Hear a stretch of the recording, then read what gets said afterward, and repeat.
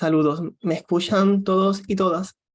Sí, Ok, así que antes de comenzar formalmente agradezco a la doctora Ana Medina, al proyecto Red Graduada por permitirme extenderme la invitación pues, para, para realizar este webinar sobre diseño de cuestionarios. Como mencionó la doctora Ana Medina, en el pasado pues, me dieron la oportunidad de realizar talleres de diseño de cuestionarios, pero eran más para cuando ya el cuestionario está hecho, cómo hacerlo en Google Forms, cómo hacerlo en Microsoft Forms, que eran otros talleres más orientados hacia utilizar plataformas que ya están pues, en Internet. Este taller es más como a nivel como a nivel de psicometría, o cómo hacer el cuestionario, cómo ir desarrollando un cuestionario que pues prácticamente desde cero.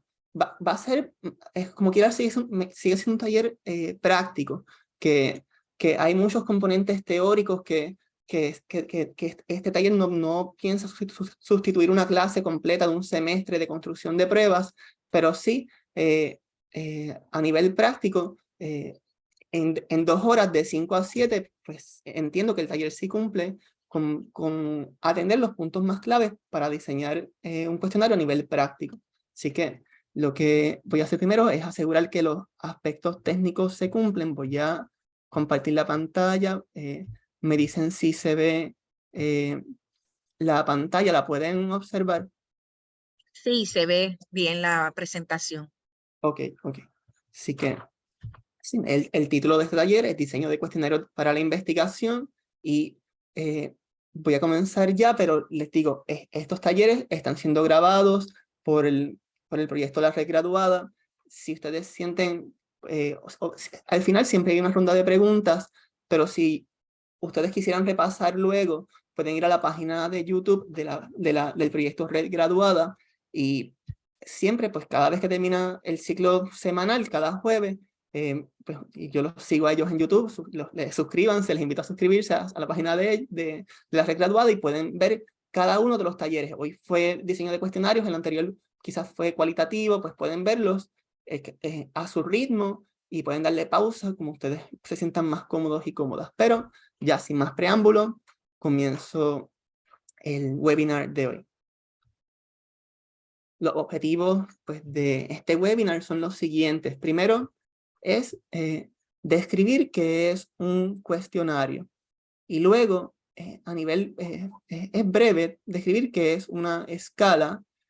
Luego, aunque este es un taller más aplicado, hace falta cubrir, desde mi perspectiva, hace falta cubrir cierto... Él es bien chulito. ¿Se escucha?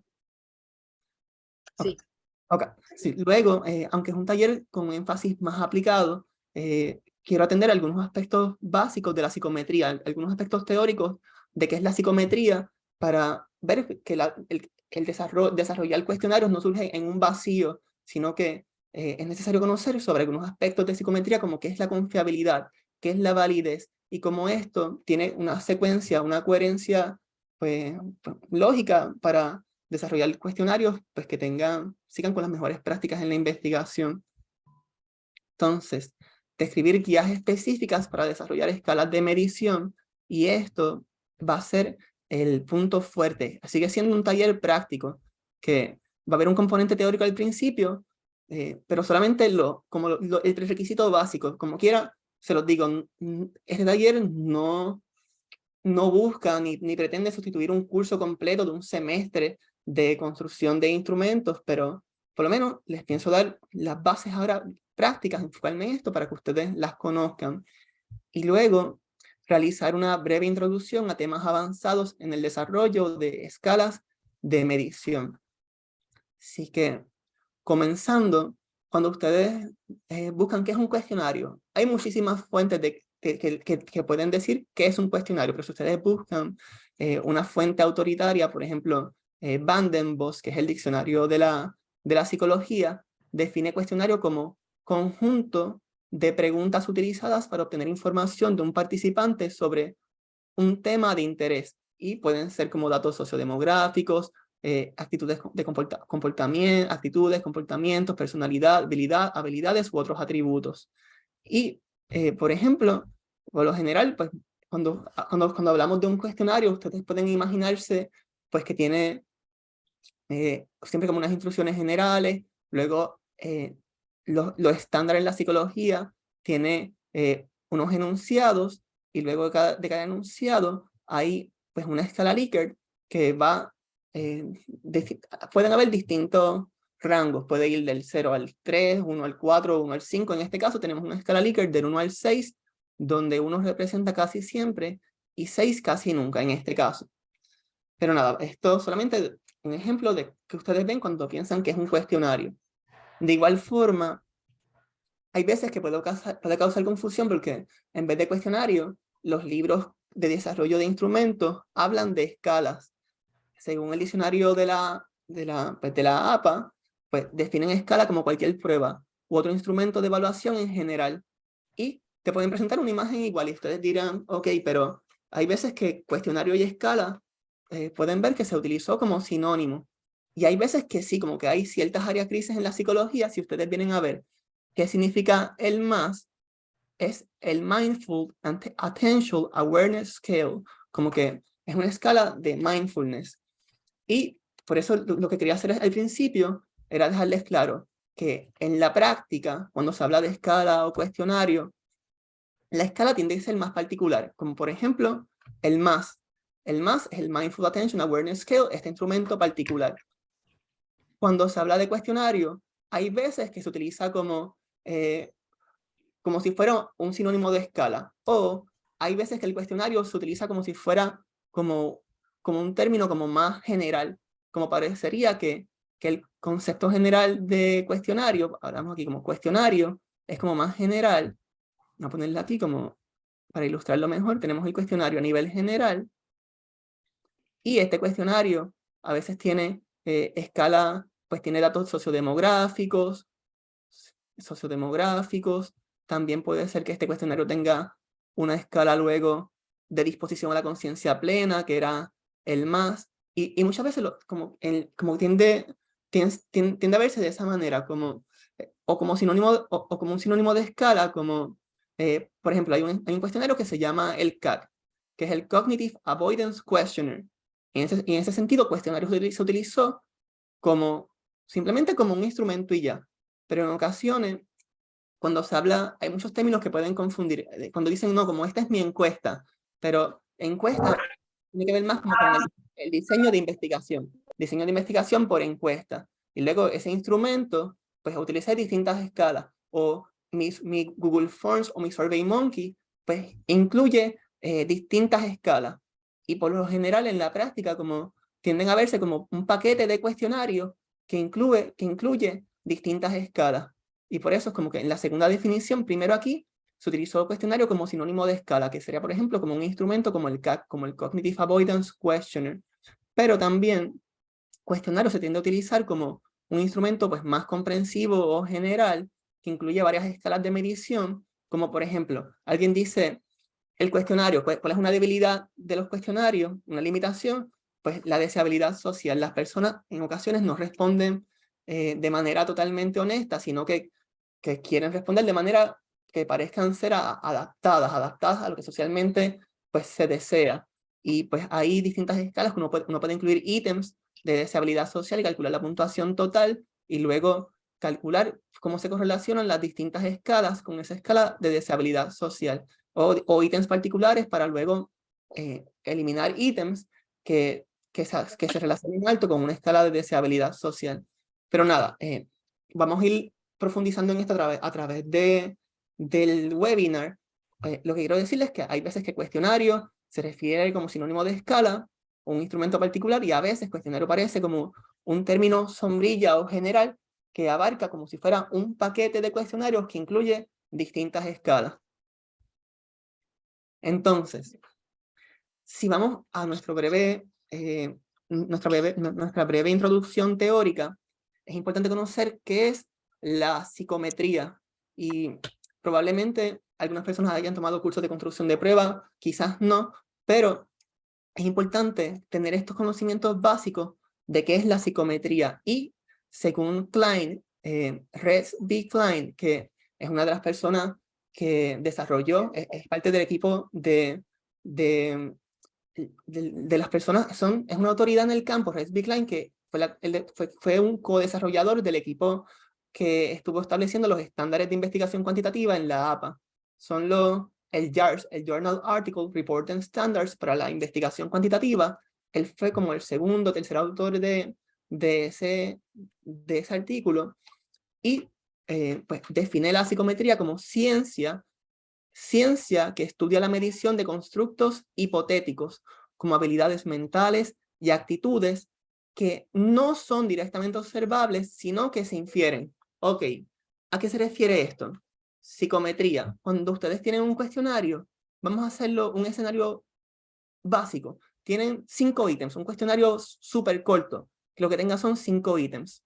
Yo voy a un salón de clase, presento la hoja de consentimiento y le pregunto al profesor si me permite administrar los cuestionarios. El profesor me da la autorización, entrego mi cuestionario, digamos que es un cuestionario que son 5 ítems y mide el más, disposición a la conciencia plena. A mí me interesa medir disposición a la conciencia plena. Vamos a hacer este ejemplo. ¿Por qué se utilizan los cuestionarios? Vamos a hacer esto aquí, disposición a la conciencia plena. Y a mí me interesa medir las capacidades de esos estudiantes o esas estudiantes en sus capacidades de disposición a la conciencia plena.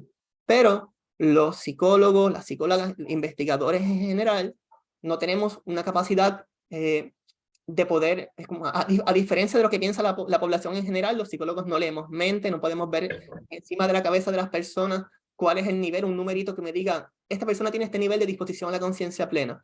Y por eso es que se desarrollan instrumentos de medición, se desarrollan cuestionarios que tienen distintas evidencias de validez, como validez de contenido, que son cuando se obtiene pues, validación, por ejemplo, tienes un equipo de jueces expertos, te dicen que para asegurar que tengas validez de contenido, ¿por qué? Porque esos ítems que estamos aquí, esos ítems que dicen, por ejemplo, puedo concentrarme en el momento presente, no me, sí, que tengan que ver todos asuntos que tengan que ver con disposición a la conciencia plena, como puedo aceptar mis emociones sin juzgarlas, y esos distintos ítems que ustedes ven están reflejando ese constructo hipotético, ese fenómeno de la disposición a la conciencia plena, que no tenemos la capacidad de medirlo directamente porque no tenemos poderes mágicos. Pues esos ítems son medidas que reflejan ese constructo, se llama constructo latente. Esto, la disposición a la conciencia plena, es un fenómeno no observable, es un fenómeno latente, hipotético. Los ítems se le puede llamar como variables manifiestas, variables manifiestas, variables observadas. Y pues lo que hacemos es que a partir de los puntajes obtenidos en los ítems, pues nosotros decimos, mira, estos ítems que tales personas expertas en el campo establecieron que tienen validez de contenido y por tanto reflejan la disposición a la conciencia plena, si fulanito, aquí, fulanito 1 obtuvo un puntaje de 15 y fulanito 2 obtuvo un puntaje de 8, nos decimos, mira, esta persona tiene mayor capacidad de disposición a la conciencia plena porque obtuvo este puntaje más alto. Pero es importante tener en cuenta estos dos niveles. Hay variables manifiestas u observadas y también hay variables o constructos hipotéticos no observables o latentes que son los que en realidad nos interesan, pero solamente tenemos acceso hacia ellos a través de calcular las puntuaciones en los ítems y por tanto se infiere esa característica. Así que es como un poco estar entre el plano manifiesto y el plano no observable. Así que nada, pero seguimos. Entonces, la pizarra virtual prácticamente es como tengo una tableta y me disculpo a veces porque mis dibujos no sean los más estéticamente correctos, o como por ejemplo, se supone que esto sea un óvalo, pero espero que las ideas pues se entiendan. Entonces, la psicometría, hasta ahora vimos la definición general. A un nivel más técnico, la psicometría también se refiere a varias medidas estadísticas sobre las propiedades de los puntajes de las pruebas. Propiedades de los puntajes de las pruebas, como los habrán escuchado regularmente, coeficientes de confiabilidad y coeficientes de validez. Así que vamos a ir ahora qué es confiabilidad y qué es validez. Porque en mi experiencia, mientras era estudiante, como que esto lo tenían a nivel bien general, y hay veces que es necesario conocer cuál es la definición también como técnicamente correcta. Es bueno conocer a nivel general, pero también cuando ustedes quieren ir un paso más allá y quieren lograr realizar una publicación o presentar en un congreso, ya sea nacional o internacional, pues se ve bien que ustedes conozcan las definiciones técnicamente correctas de estos conceptos. Así que, primero, confiabilidad. Antes de ver lo que está escrito acá, confiabilidad, cuando ustedes dicen, ok, ¿qué es la confiabilidad? Entonces, en las clases, muchas veces le dicen, no, la confiabilidad de un instrumento es que siempre mide lo mismo. ¿Qué es un instrumento confiable? Es un instrumento que siempre mide lo mismo. Y a nivel general, pues sí, como que siempre mida lo mismo, expresan en cierta manera la idea general. Pero en un aspecto técnico, la confiabilidad va más allá de que el instrumento mida siempre lo mismo. La confiabilidad se refiere al grado, siempre es un aspecto de grado.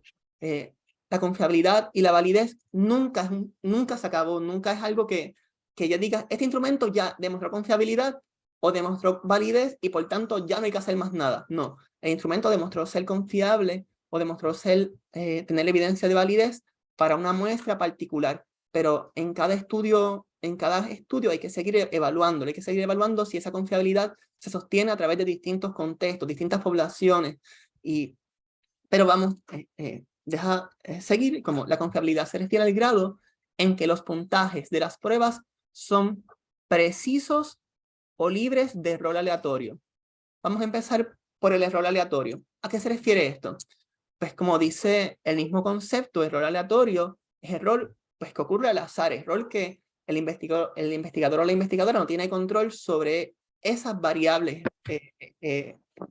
Por ejemplo, puede ser que ustedes quieren administrar un instrumento en una preprueba y en una postprueba, y que en la preprueba pues fue al principio del semestre y los estudiantes estaban relajados, estaban en situaciones prácticamente ideales.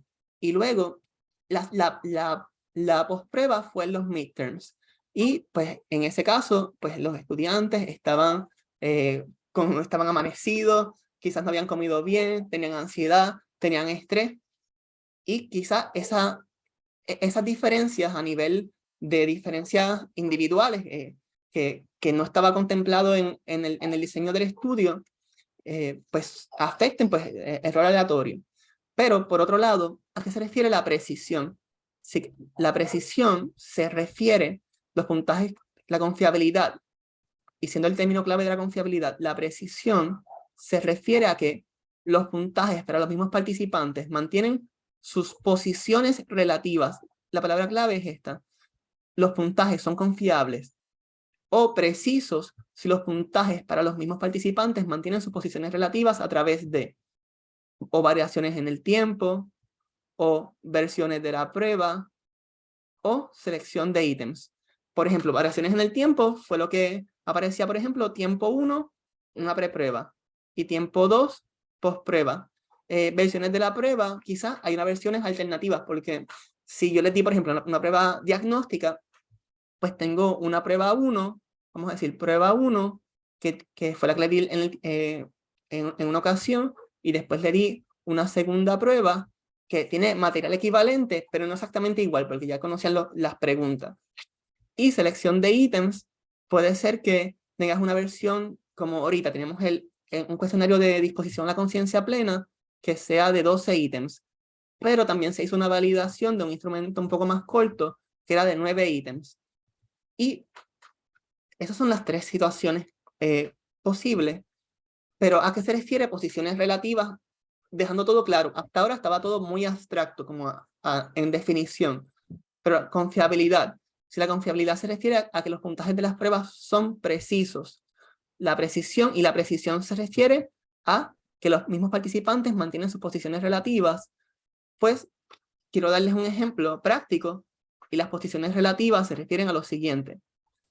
Imaginen que tienen estos conjuntos de datos para 5 participantes.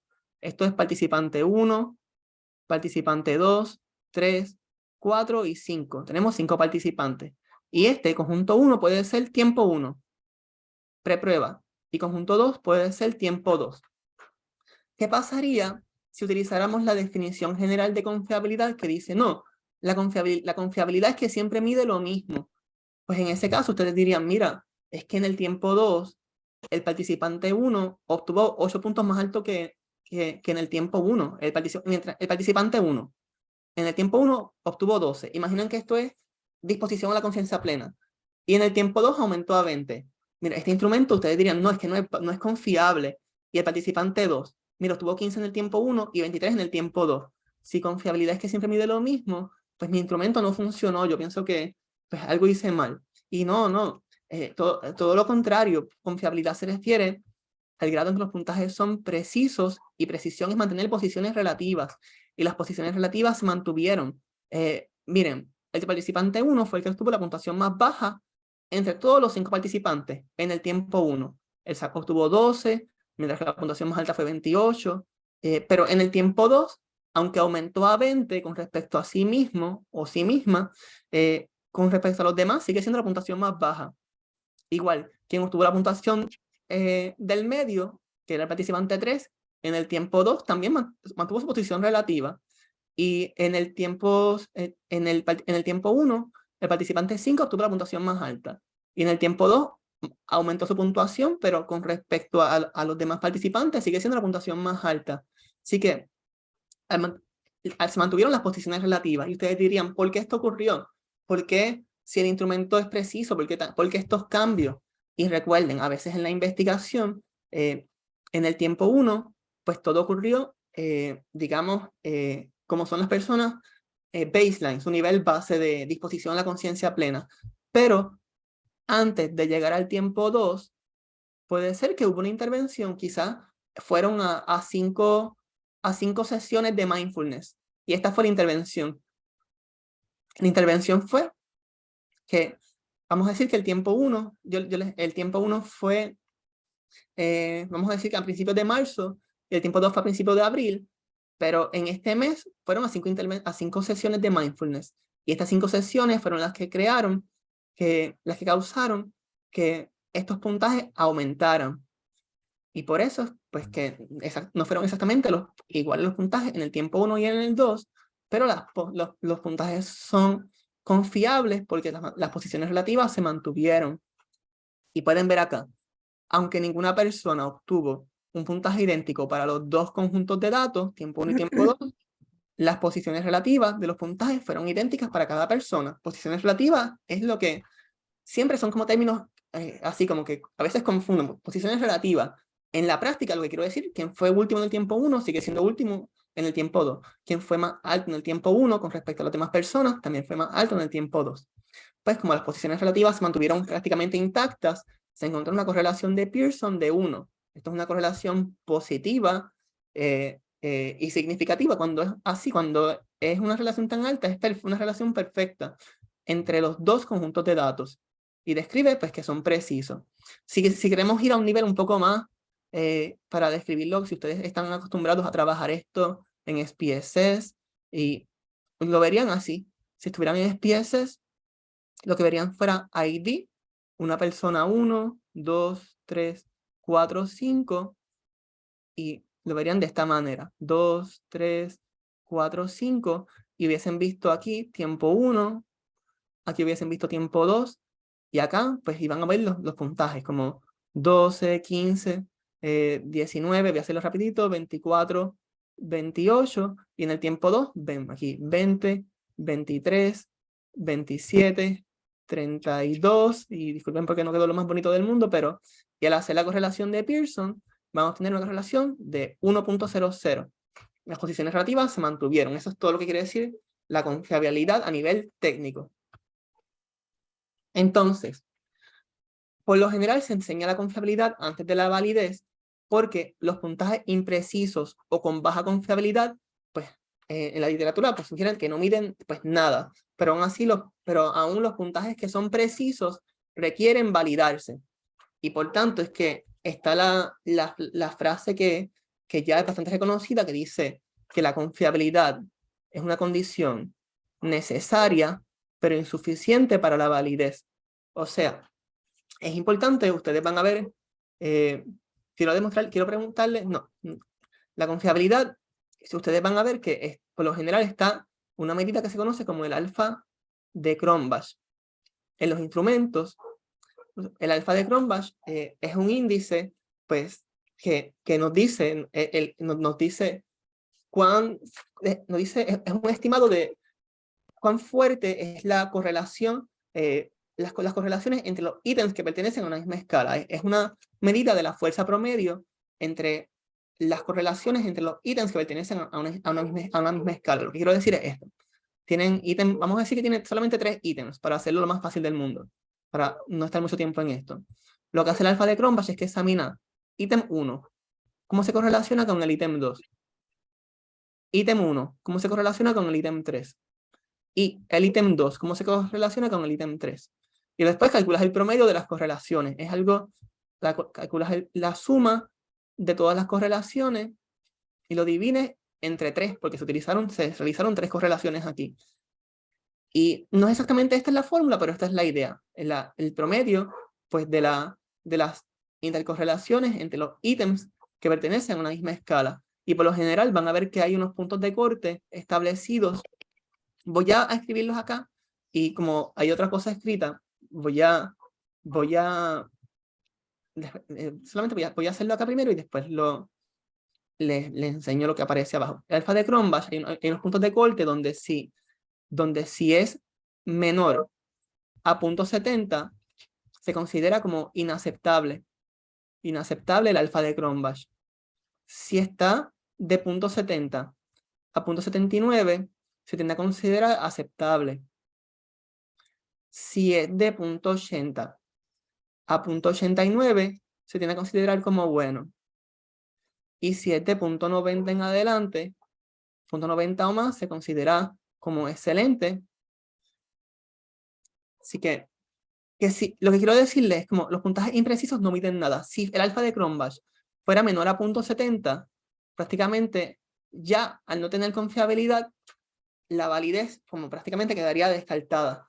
Pero aún si fuera confiable, no quiere decir, no, aunque caiga en terreno aceptable, no quiere decir, no, ya estoy seguro o segura que también va a tener validez el instrumento. Así que, dejando eso claro, voy a hacer un momento y entro de nuevo, solamente para que saque las letras rojas y poder ver la definición de validez. De nuevo, según Klein, que pueden ver en la esquina inferior derecha, que lo estoy utilizando como referencia, la validez se refiere al grado, es un asunto también de grado, o sea, específico para una muestra particular y nunca es perfecto, por eso es grado. La validez se refiere al grado en que las interpretaciones y usos propuestos para los puntajes de las pruebas son apropiadas. Antes, cuando se hablaba de psicometría, decían, confiabilidad es que mide siempre lo mismo. Y validez, decían, validez es que la prueba mide lo que tiene que medir. O sea, si hice un cuestionario de ansiedad, pues quiero asegurarme que en realidad pues mida ansiedad. Hice un cuestionario de flexibilidad cognitiva, quiero que mida pues este fenómeno que fue diseñado para medir. Y aunque esta definición general pues captura gran parte de lo que es la validez, la definición técnicamente correcta de mejor práctica en el 2023, y este libro es del 2020, pero esta definición se sostiene, es que la validez se refiere al grado en que las interpretaciones y usos propuestos para los puntajes de las pruebas son apropiadas. Y hay varias evidencias de validez, mientras que antes era como que validez, este concepto general, pues ahora hay unos estándares para las pruebas psicológicas de la AERA, que es American Education Research Association, la APA, que es la American Psychological Association, y la NCME, que es National Council on Measurement in Education, reconocen 4 fuentes básicas de evidencia de validez y tipos correspondientes de inferencia. En las clases de investigación por encuesta, construcción de instrumentos, muchas veces se llega a la primera, porque es la que se tiende a realizar antes de recopilar como los datos. Ustedes desarrollan sus ítems iniciales y para evaluar el contenido de la prueba, evidencia de validez de contenido de la prueba, pues los puntajes deben reflejar conocimientos, habilidades o estatus dentro de un dominio particular. Y este tipo de evidencia de validez, por lo general, pues lo que se hace es que se busca un panel de jueces expertos y validación de contenido de la prueba. Lo que se hace es que uno, por lo general, como por lo menos 2 o 3 jueces expertos, y ustedes le hacen una invitación, lo más formal posible, le escriben, pues se presentan, soy el estudiante tal, estoy haciendo tal estudio, lo consideré porque usted es un experto en el área o porque tiene tal competencia en metodología, y le presentan como esta es mi pregunta de investigación, esta es mi definición operacional de los fenómenos que quiero medir, y quiero que me digan pues cuán, para cada, voy a ir por cada uno como quiera. No, en este caso, lo que quiero decirle es que en contenido de la prueba, ustedes van y le dan la definición operacional de sus fenómenos, y luego le dicen, quiero que me digan, pues, por ejemplo, primero, cuán relevante es este ítem para tal fenómeno, cuánto se asemeja este ítem, esta pregunta, este reactivo, para la definición propuesta. También si los ítems son claros, si son concisos, si tienen comentarios, que a veces es un poco intimidante, y vamos a entrar en esto un poco más, vamos a ir, por eso mire un poco hacia adelante, vamos a cubrirlo, así que no quiero decirlo todo ahora, simplemente hay una validez que es contenido de la prueba, que antes de recopilar los datos, pasa por un proceso de jueces expertos. También esto, el segundo que está acá, ya entra a temas más avanzados. Son temas más avanzados que los van a ver, que se conocen como análisis factorial exploratorio o exploratory factor analysis, y análisis factorial confirmatorio o confirmatory factor analysis, que son evidencias de validez de estructura interna de la prueba. Y a lo que se refiere es que, en este caso, los patrones de asociaciones entre los ítems dentro de una misma prueba deben estar alineados con las hipótesis sobre lo que miden los puntajes de las pruebas. O sea, ¿qué quiero decir con esto? Si ustedes tienen un cuestionario que dice, vamos a hacer un ejemplo del CAMS, es el Cognitive and Affective Mindfulness Scale, que lo que mide es una dimensión cognitiva y una dimensión afectiva de mindfulness. Digamos que tiene 3 ítems que miden lo cognitivo y 3 ítems que miden lo afectivo. Estas pruebas avanzadas, sin entrarles a las consideraciones matemáticas, lo que hace es que examina cada círculo es un constructo hipotético. Si este es el cognitivo, en la dimensión cognitiva del mindfulness, y se hipotetiza que, pues, que estos son los ítems que miden el aspecto cognitivo, pues mira, si estos ítems se correlacionan más altamente entre sí, y estos ítems que miden el aspecto afectivo se correlacionan más altamente entre sí. Y esto se debe a que este fenómeno latente o este constructo hipotético es el que causa el origen de las interrelaciones entre los mismos, y por tanto, estas variables manifiestas son reflejos de estos constructos no observables. Y sé que todo puede parecer muy complejo cuando ustedes están aprendiendo eso por primera vez, pero esta es la idea, pues que trasciende a estos temas. Entonces, también hay evidencia de validez de relaciones con otras variables, que se conoce como evidencia de covarianza. Los puntajes de las pruebas deben covariar con los puntajes de variables externas de maneras esperadas. O sea, de nuevo, vamos a decir, si yo hice un cuestionario de ansiedad, digamos que este es mi cuestionario de ansiedad y tengo mi puntuación total. Puntuación total de ansiedad. Y es mi cuestionario nuevo. Si quieres decir que tu cuestionario mide ansiedad, pues compáralo con otro cuestionario que esté establecido. Por ejemplo, un cuestionario establecido desde hace mucho tiempo, digamos desde los 60, si mal no recuerdo, 70, el STAI mide ansiedad de State and Trait, Anxiety Inventory.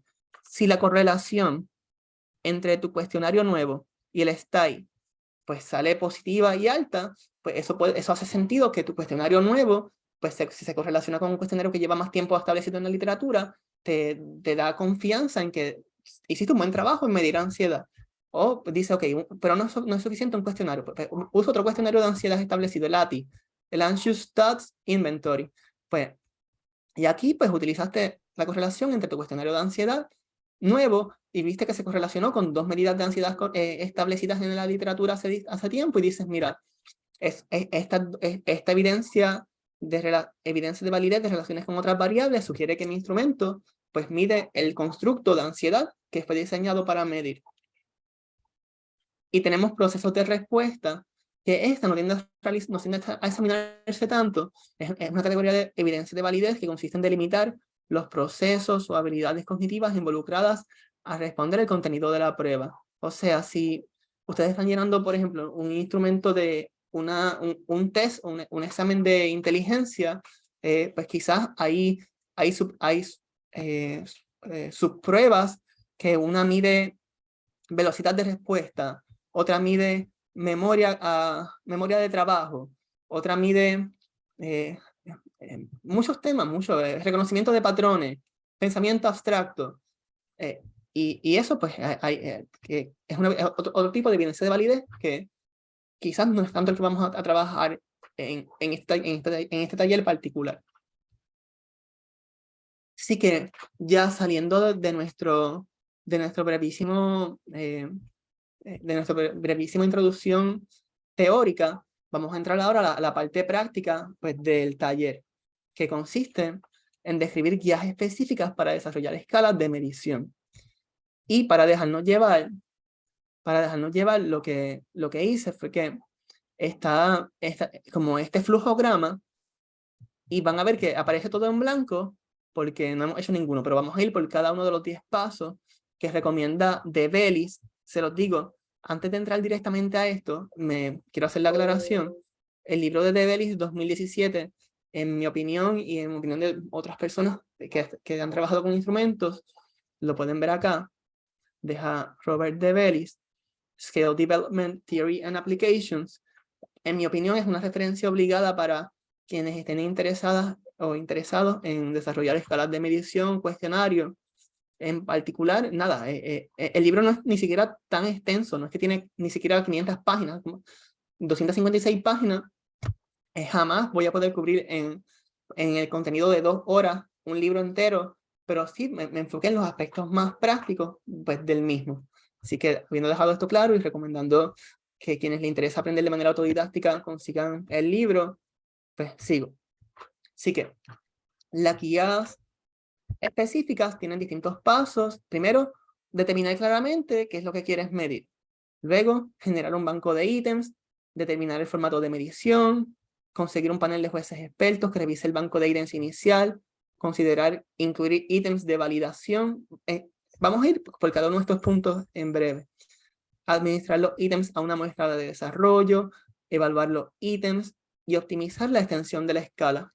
Así que pueden ver que para asegurarse, por ejemplo, cuando ustedes estén viendo el video, es como a veces como que desarrollo el taller en retrospectiva, cuando ustedes estén, si les interesa ir a verlo en YouTube y paran un minuto y ven que está el cuadro verde, es porque voy a estar cubriendo este punto. Así que empezamos, obviamente, paso 1. Paso 1. Determina claramente qué es lo que quieres medir.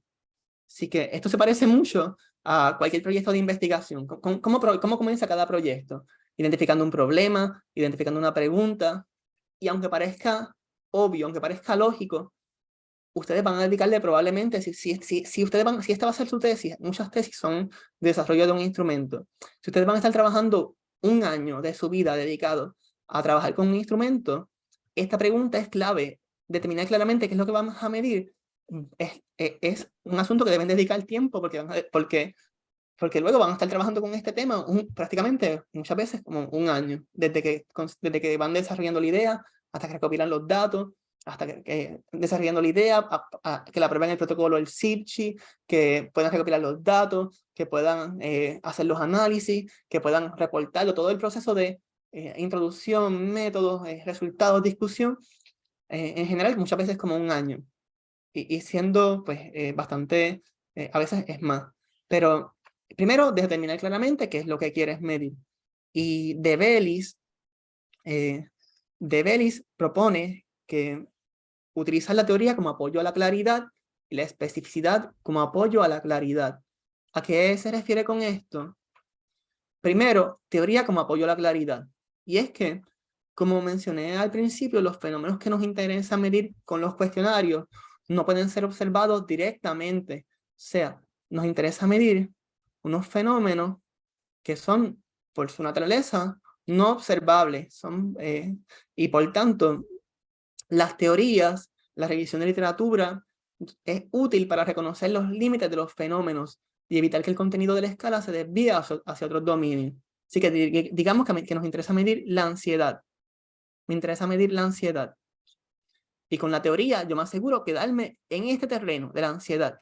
Si yo no conozco, y por eso es importante que ustedes sean expertos o que tengan o se empapen de la literatura, que conozcan de su tema, porque así evitan construir ítems que aborden terrenos de otras áreas, que ustedes vengan y mientras hacen un cuestionario de ansiedad, vengan y por ejemplo ponen aquí como me preocupa tal asunto del pasado, y depresión pues se tiende a asociar más a nivel general con aspectos del pasado, ansiedad como preocupación hacia eventos futuros. Y la teoría lo que puede ayudar es que a mantenerlos separados, que si quieres medir ansiedad, pues que te concentraste en tu constructo, en tu fenómeno, y tus ítems se quedaron en tu terreno.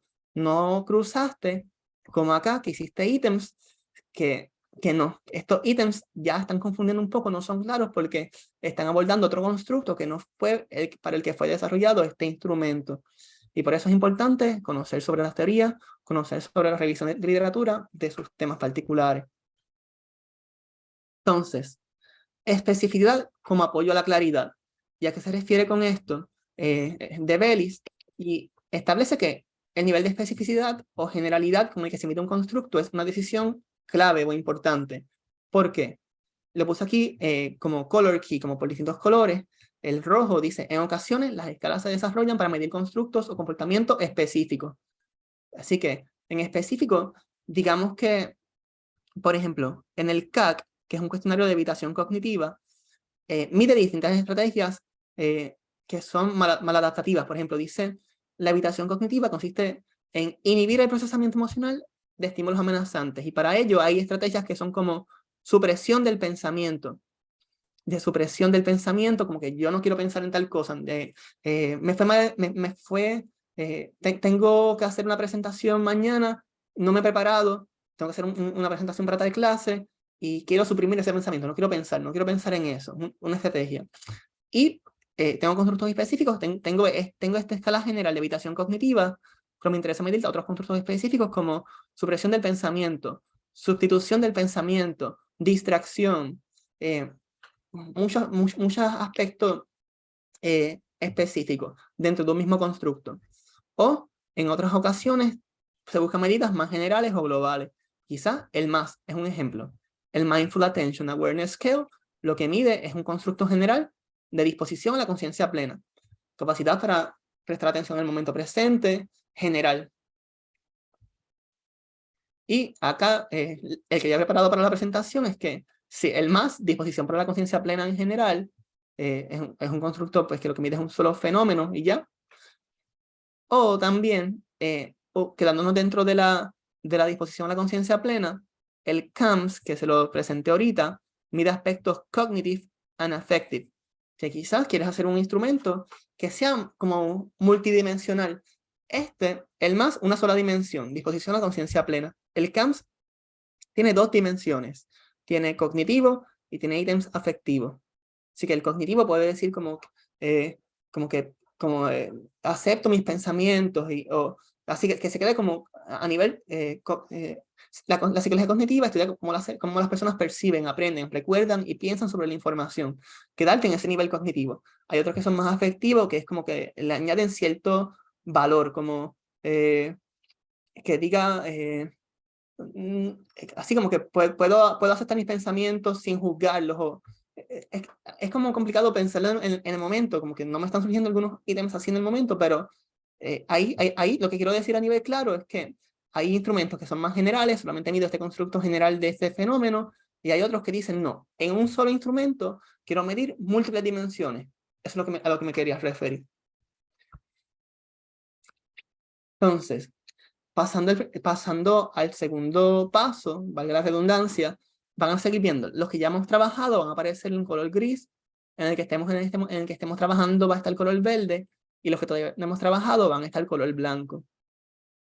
Así que, por ahora, vamos al paso 2, que hay veces que quiero también ser enfático en que no todo el proceso es tan lineal.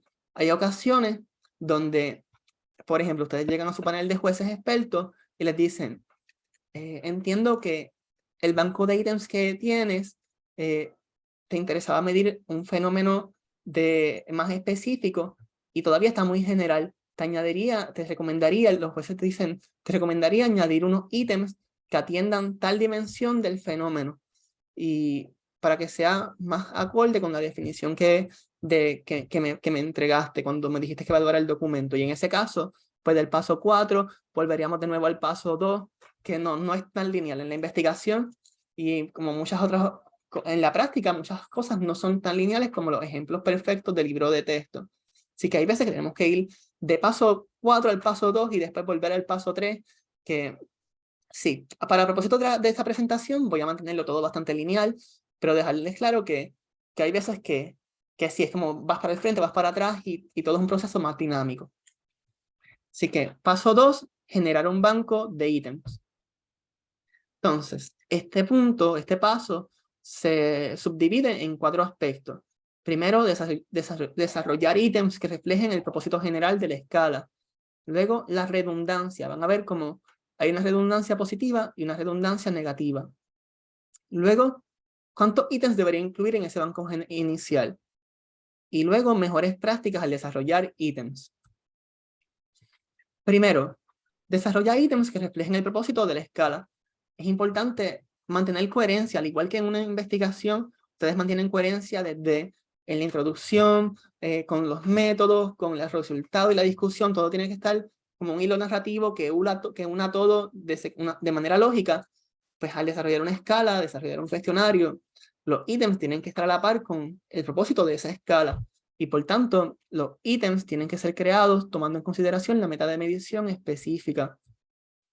Los ítems que forman una escala homogénea deben reflejar la variable latente que subyace en sus relaciones. Sí, cuando ven variable latente no se asusten mucho, lo que quiero decir es, pues lo que nos interesa medir no se puede observar y por tanto es una variable no observable. Le escribo latente para que se familiaricen con la literatura. Así que tienen una variable latente o no observada, el constructo de interés puede ser cualquier constructo, y ustedes tienen sus ítems que reflejan los niveles de los participantes en estos constructos de interés. Eso es todo. Entonces, redundancia. Muchas veces nos han enseñado, no, ser redundante siempre es malo. Pero al desarrollar instrumentos, ahí, pues, como dice aquí, paradójicamente, la redundancia puede ser tanto una característica deseable o indeseable de los ítems dentro de una escala. Así que vamos primero por lo indeseable. La redundancia que no deseamos es la que tiene que ver con la estructura gramática y la selección de palabras. Por ejemplo, que alguien diga que cambie solamente una palabra. Vean aquí que escribió una y aquí escribió la. Esto es una mala práctica.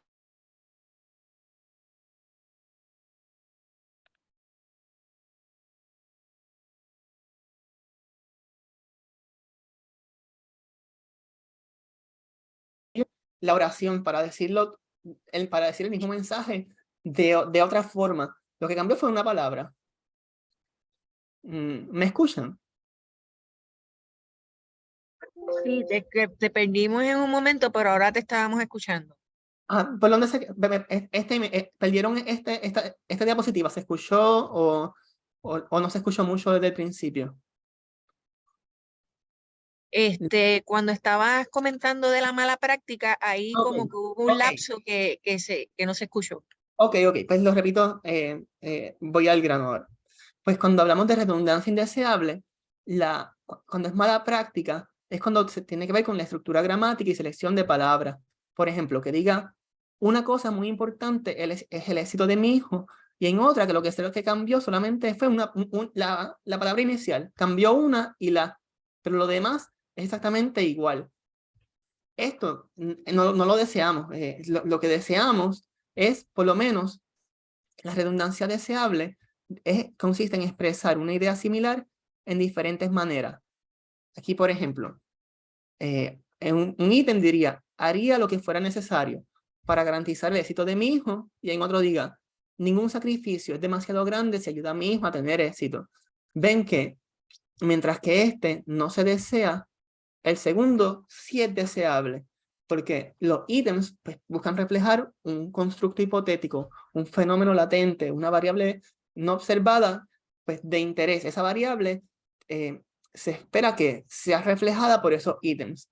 Y por tanto, uno espera que esos ítems, al reflejar una misma variable latente o no observada, sean similares, pero no que sean gramaticalmente iguales, más o menos con una palabra de diferencia. Así que pueden ver en el segundo ejemplo que la idea expresada es similar, pero por lo menos se cambió, se refraseó de otra forma. Así que hay una redundancia indeseable y una redundancia que es deseable. Entonces, el número de ítems. Ustedes pueden decir, yo quiero desarrollar este instrumento, ya sea para una tesis, ya sea para un proyecto de investigación de la clase de método, o a nivel personal. Es una meta que siempre he querido tener, quiero hacer esto y lograrlo. Pues, cuando ustedes van a generar un banco de ítems, es recomendable incluir considerablemente más ítems en el banco de ítems inicial en comparación con la versión final de la escala. Pero ¿cuánto es considerablemente más ítems? Así que, cuando buscamos en la literatura, se recomienda generar bancos de ítems iniciales, como un banco de ítems inicial. El banco de ítems inicial debe tener 3 o 4 veces más ítems que la versión final de la escala. Así que, si ustedes están pensando en tener un ítem, un instrumento, que la versión final sea de 10 ítems, pues esa versión inicial, ese banco inicial debe tener de 3 o 4 veces más. Podría tener entre 30 a 40 ítems. Entonces, sí, por eso, una escala final de 10 ítems pudo haber evolucionado a partir de un banco de ítems de 40 preguntas. Entonces, mejores prácticas al desarrollar ítems. Y una mejor práctica al desarrollar ítems consiste en evitar crear ítems que sean muy largos, debido a que la extensión del ítem incrementa la dificultad y disminuye la claridad. Y principalmente cuando ustedes están desarrollando instrumentos por primera ocasión, es mejor mantener los ítems lo más conciso posible. Cuando ustedes hacen ítems que son muy largos, corren el riesgo de entrar a veces, por hablar un poquito de más, de entrar en el terreno de otro fenómeno, como está fenómeno de interés y está otro fenómeno de acá, y al hacer ítems muy largos, en ocasiones se corre el riesgo de entrar a medir otra dimensión que no era la que nos interesaba.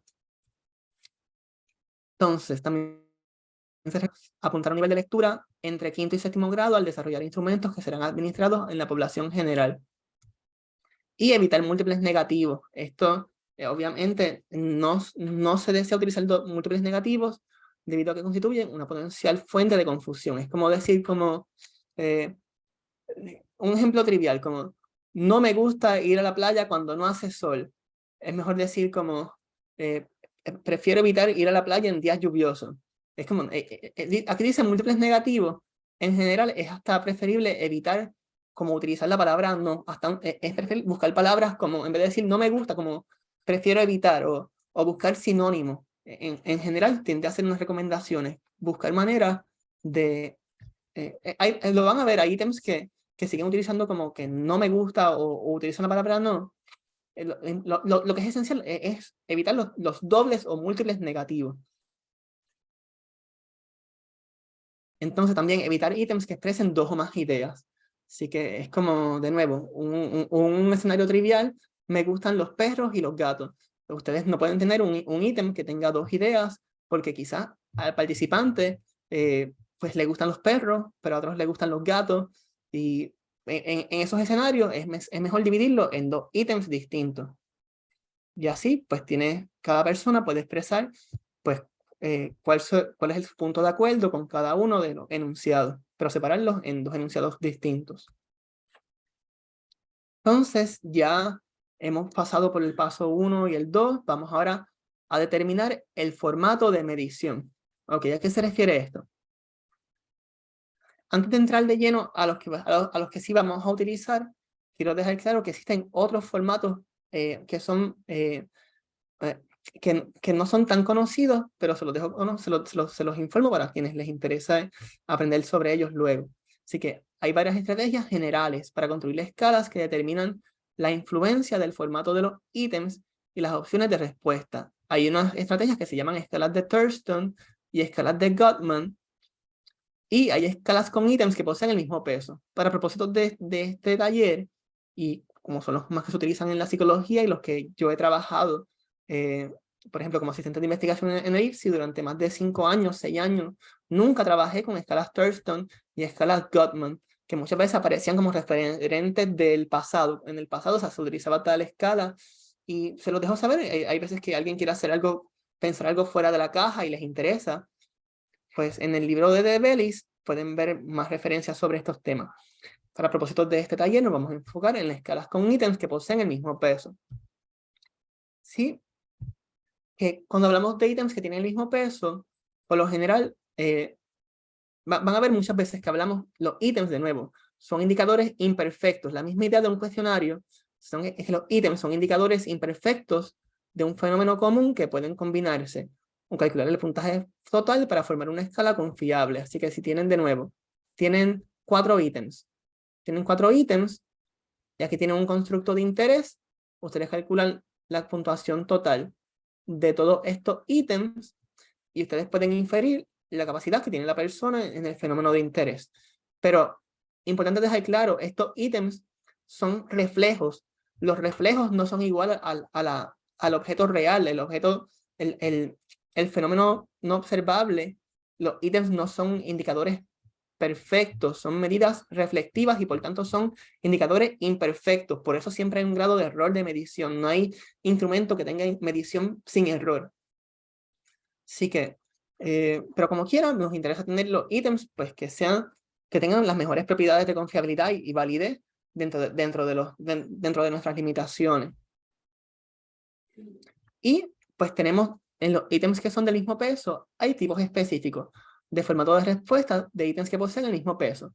El primero es escala Likert, que es el más trabajado, escala de diferencial semántico, escala visual analógica, opciones binarias y marco de tiempo del ítem.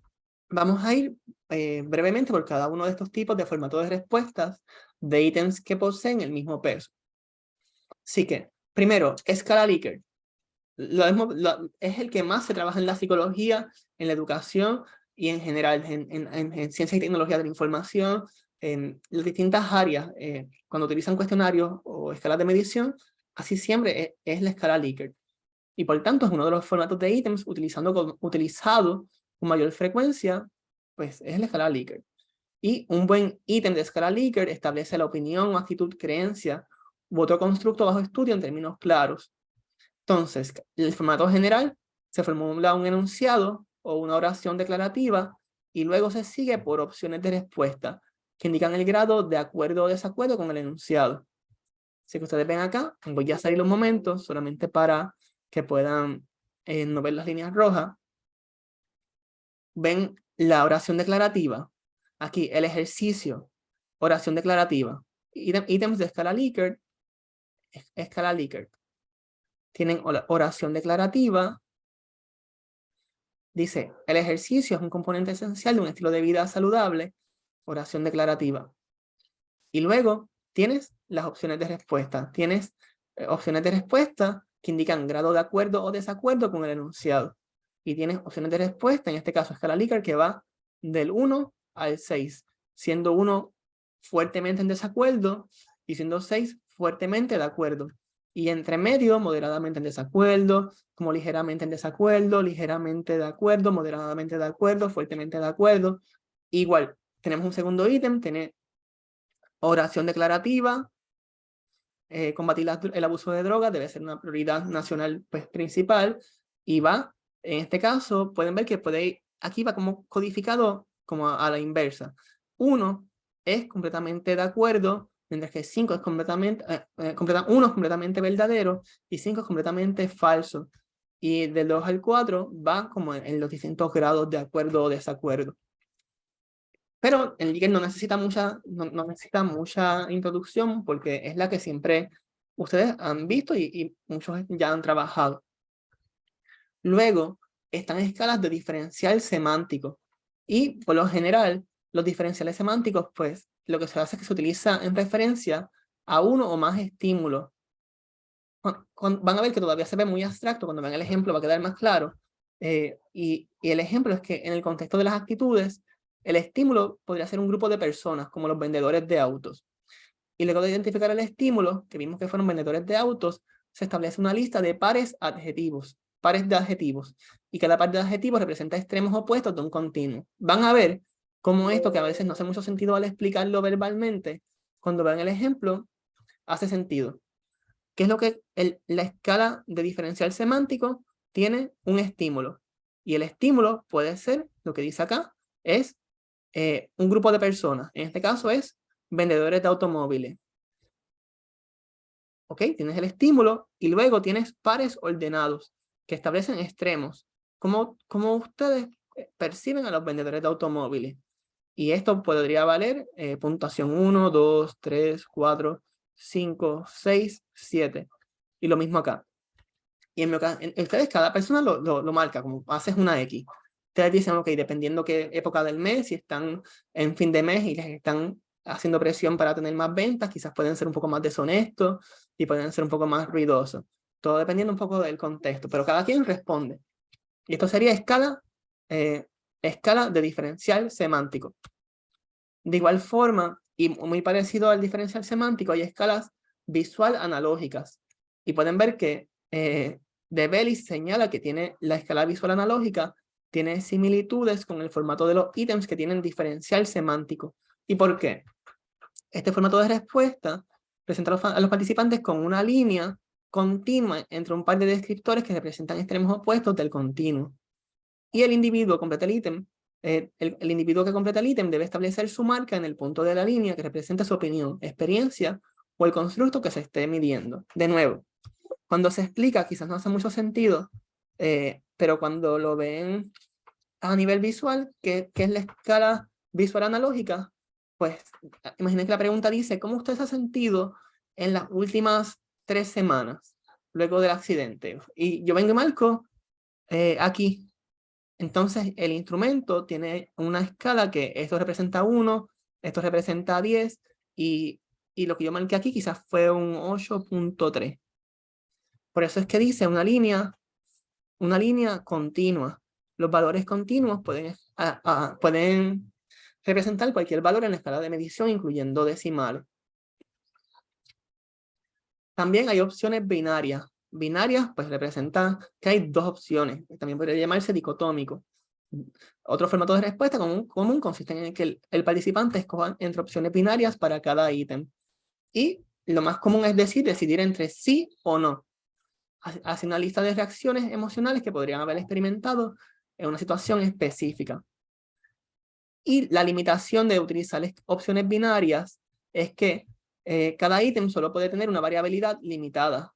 Por lo general, el ítem vale 1 punto, sí vale 1 punto, y no tiende a valer 0 puntos. Y hay una variabilidad limitada. En cambio, si ustedes veían la visual analógica, un solo ítem podría tener como 10 puntos ya. Pero para llegar a 10 puntos con opciones binarias, tendrías que utilizar 10 ítems. Tendrías que tener, por ejemplo, ítem 1, 2, 3, 4, 5, 6, 7, 8, a ponerlo por acá, 9, 10. Y aquí, pues, si alguien marcó sí, es 1. 1, 1, 1, 1, 1, sobre todo, marcó 100 todo y tiene 10 puntos. Así que cuando utilizas opciones binarias, si te interesa utilizarlo luego, calcular la puntuación total, es importante incluir muchos más ítems. Cuando utilizas opciones binarias, se necesitan más ítems para obtener un nivel aceptable de variabilidad en la escala. Entonces, marco del tiempo del ítem es otro formato de medición y hay algunas escalas que no hacen referencia al marco del tiempo del ítem, implicando una perspectiva de tiempo universal. Así que hay una escala, por ejemplo, que se llama la escala de locus de control y dice, si tomo las medidas correctas, puedo mantenerme saludable. No habla para nunca, no dice como en las últimas 3 semanas, en el último mes, es en general, como si fuera algo como universal. En cambio, otras escalas examinan fenómenos relativamente transitorios. Por ejemplo, las escalas de ansiedad, como mencioné, el STAI, el State and Trait Anxiety Inventory para estado, y el State and Trait Anxiety Inventory para rasgos, pues han sido desarrollados para examinar estados relativamente transitorios o estables. Así que, por un lado, el estado es cómo te sientes ahora mismo. En este momento, ¿cómo te sientes? Y yo, pues, podría decir a nivel de ansiedad, dice, me preocupa tal evento futuro. Pues no, estoy concentrado ahora mismo en esta presentación, no me está preocupando tal cosa. Ok, pero a nivel de rasgo, ¿cuánto te preocupan tales cosas? Y yo, pues mira, si a nivel general, pues me tienden a preocupar los eventos que tengo que enfrentar el próximo día. Pero el estado se refiere muchas veces a ahora. El ítem dice, ¿cómo te sientes ahora? Responde estos 20 ítems pensando cómo te sientes ahora. Mientras que el del rasgo dice, ¿cómo te sientes generalmente? Y por eso es que proponen que hay como un marco de tiempo del ítem. Ustedes pueden decidir cómo ustedes quieren sus instrumentos. Si ustedes quieren decir, lo más común es decir, no, mi instrumento va a ser tradicional, va a ser escala Likert completo. Y no hay problema con eso. Y muchos ítems, muchos instrumentos, la mayoría se tienden a hacer de esta manera. Pero si ustedes quieren hacer algo distinto, pues existen otros formatos y por eso se los dejo saber. Entonces, ya pasamos prácticamente, determinamos claramente qué es lo que queremos medir, generamos un banco de ítems y determinamos el formato de medición. Pues ahora, vamos a asumir que utilizamos escala Likert para mantenerlo todo lo más tradicional posible. El cuarto paso consiste en conseguir un panel de jueces expertos que revise tu banco de ítems inicial. Y pues quiero dejar claro, este paso es un poco, para muchas personas puede ser un poco intimidante. A nadie nos gusta que nos critiquen, que nos señalen nuestras debilidades, pero para desarrollar un instrumento pues que tenga buenas propiedades psicométricas, de confiabilidad, evidencia de validez de contenido, es un rito de paso. Hay que pasar por esto y a veces aprender, como hay veces que los jueces no son lo más sensibles del mundo, hay que reconocerlo, y quizás esas críticas no son tan constructivas, como que te dicen, ya estás en doctorado y todavía no sabías esto, y hay veces que como que uno se siente como, sí, como que le hace falta una clase de empatía quizás al juez, pero ustedes conseguir como su propio filtro y convertir a veces críticas que no son nada más constructivas en sacarle lo constructivo y decirle, ok, no me gustó lo que me dijo, quizás la manera en que me lo dijo, pero voy a buscar el mensaje, voy a concentrarme en el aspecto que sí tiene sentido a nivel lógico, a nivel del contenido de la prueba, y lo utilizaré como una experiencia de aprendizaje. Es como perderle un poco el miedo a la crítica, perderle un poco de miedo al fracaso. Y si algo no nos sale bien esta vez, pues utilizarlo como experiencia y mejorarlo para una segunda ocasión, para una próxima ocasión. Así que, cuando vamos al panel de jueces expertos, como mencioné ahorita, ustedes lo hacen lo más formal posible, le entregan un documento con una hoja describiendo el estudio, el propósito del instrumento, la definición del fenómeno o constructo que les interesa medir, y luego le entregan como una copia del instrumento y que tenga como varios recuadros. Puede tener como un recuadro que diga el ítem, puede aparecer, por ejemplo, vamos a decirlo como aparece así, aparece como el ítem escrito acá.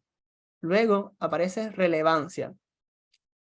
Y ustedes pueden ponerle como 1, como que no es relevante, 2, como que es irregular, 3, muy relevante.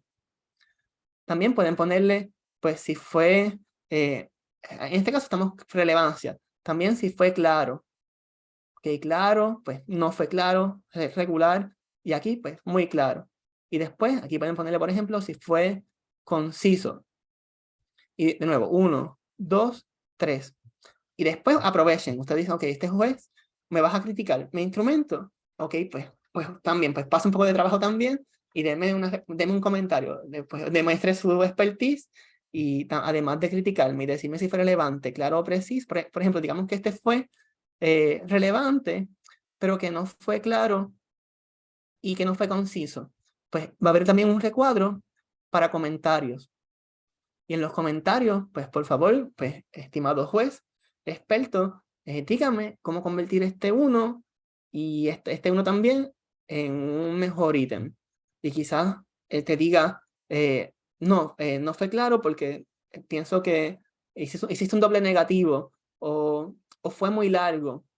El ítem era relevante, te dio un 3 en relevancia, pero era muy largo y por tanto no fue conciso. Y en claro, pues en la literatura, tal fenómeno se tiende a utilizar tal concepto. Y utilizaste un sinónimo, pero que no es el que se tiende a utilizar en la literatura. Y que en esos comentarios, pues sí, si te van a criticar, pues también dame feedback, no solamente crítica, dame sugerencias para mejorar. Así que... entonces, nada, confirmarlo. El primero, jueces confirmar o invalidar tu definición del fenómeno o relevancia. Así que si yo quiero medir tal fenómeno, pues desde la base mi definición es correcta, es adecuada según la literatura actual. Ok, luego ítems claros y concisos. Aquí, primer punto, relevancia. Segundo, ítems claros y concisos, lo pueden ver como en el diagrama que hice, que no es el más bonito del mundo, pero creo que se entienda. Luego, sugerir maneras alternas de capturar el fenómeno de interés, porque quizá, como mencioné ahorita, quizá a ustedes les interesa medir un fenómeno general, pero los ítems solamente miden el aspecto cognitivo. Se quedó todo como en aspectos como de que pienso tal cosa o considero tal aspecto, pero el juez te dice, no, está muy bien lo que tienes hasta ahora, pero para que cubras, digamos que te interesa medir un fenómeno, un constructo. Digamos que era de nuevo la ansiedad. Y hasta ahora, como solamente me diste lo cognitivo, te quedaste aquí.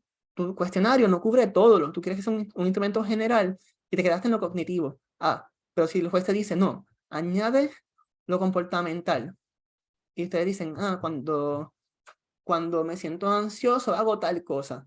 Pues añadir esos tipos de ítems, pues ya está siendo más comprensivo. Pues cubres un poco más del fenómeno. Pero ve un poco más allá. Añade lo afectivo. Pues cuando estoy nervioso, me siento de esta manera, o siento miedo, o simplemente como añade otra dimensión a los ítems, y cada vez cubriendo más, vas haciendo el instrumento más comprensivo y vas cubriendo todos los puntos ciegos. No todos los puntos ciegos, siempre se puede mejorar, pero puedes ir cubriendo lo más posible. Siempre hay algo por mejorar, como nunca vas a como cubrirlo todo, pero siempre, mientras más comprensivo pues sea tu instrumento, mientras más exhaustivo cubras los puntos, pues esos jueces te pueden ayudar a ir de aquí a acá, como a tener un fenómeno que cubra más puntos. Sugerir maneras alternativas de capturar el fenómeno de interés, ir de lo cognitivo, también lo comportamental, lo afectivo, muchas áreas distintas. Y luego, algo muy importante que consiste en tomar postura, es que cuando ustedes, hasta ahora me fui, deja volver un poco a seguir la lógica porque me emocioné y seguí hacia adelante. Antes quiero dejar claro, de nuevo, la relevancia ya se cubrió, que evalúen si la definición del constructo es relevante, y poner comentarios en los ítems individuales, si es claro o conciso. Así que ya los cubrimos estos aspectos. No quiero, se trabajó en aquel slide, me emocioné y seguí hablando. Pero algo que quiero dejarles claro es que la decisión final de aceptar o rechazar la decisión de los jueces expertos es del desarrollador de la escala.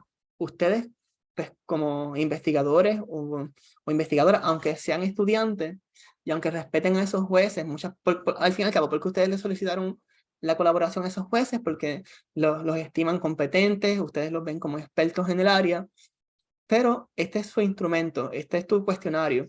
Y por eso les digo, presta atención a todas las sugerencias de los jueces expertos, pero luego toma una decisión informada sobre qué recomendaciones aceptar o rechazar. Esos jueces expertos no dan directrices finales, no dan órdenes, dan sugerencias, dan recomendaciones, y por tanto es que ustedes deciden qué sugerencias, es como yo sé que la academia es jerárquica, siempre hay aspectos como ustedes son estudiantes ya subgraduados o graduados, y siempre hay alguien como por encima, como en la jerarquía, y eso a veces como que le da un criterio de autoridad. Y pues sí, hay cierta autoridad, pero ustedes tienen que tomar su decisión, tomar su postura y decidir esto sí, esto no.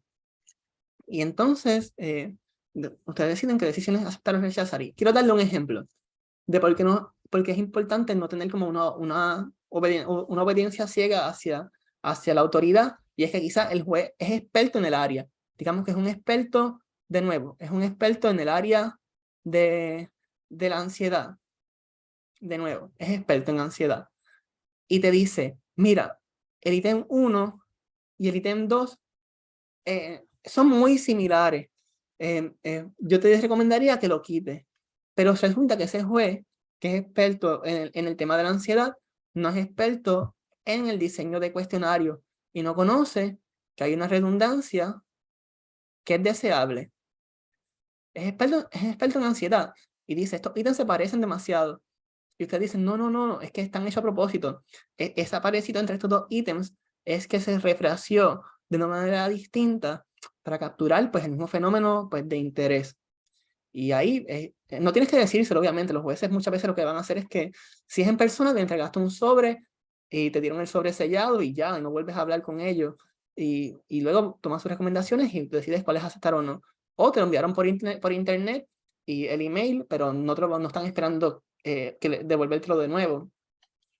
Pero ustedes, por eso es bueno que ustedes también conozcan sobre diseño de cuestionario, como un taller como este, o leer un libro como el de Bellis, para que ustedes sepan que hay veces que hay expertos de contenido del área, de la literatura, pero no de construcción de instrumentos, y por tanto les dan recomendaciones desde su expertise, pero también ellos tienen áreas vacías. Completar un doctorado no te hace tener un conocimiento extremo. Sí, tener doctorado pues te da cierta legitimidad de que pasaste por un proceso y tienes ciertas experiencias.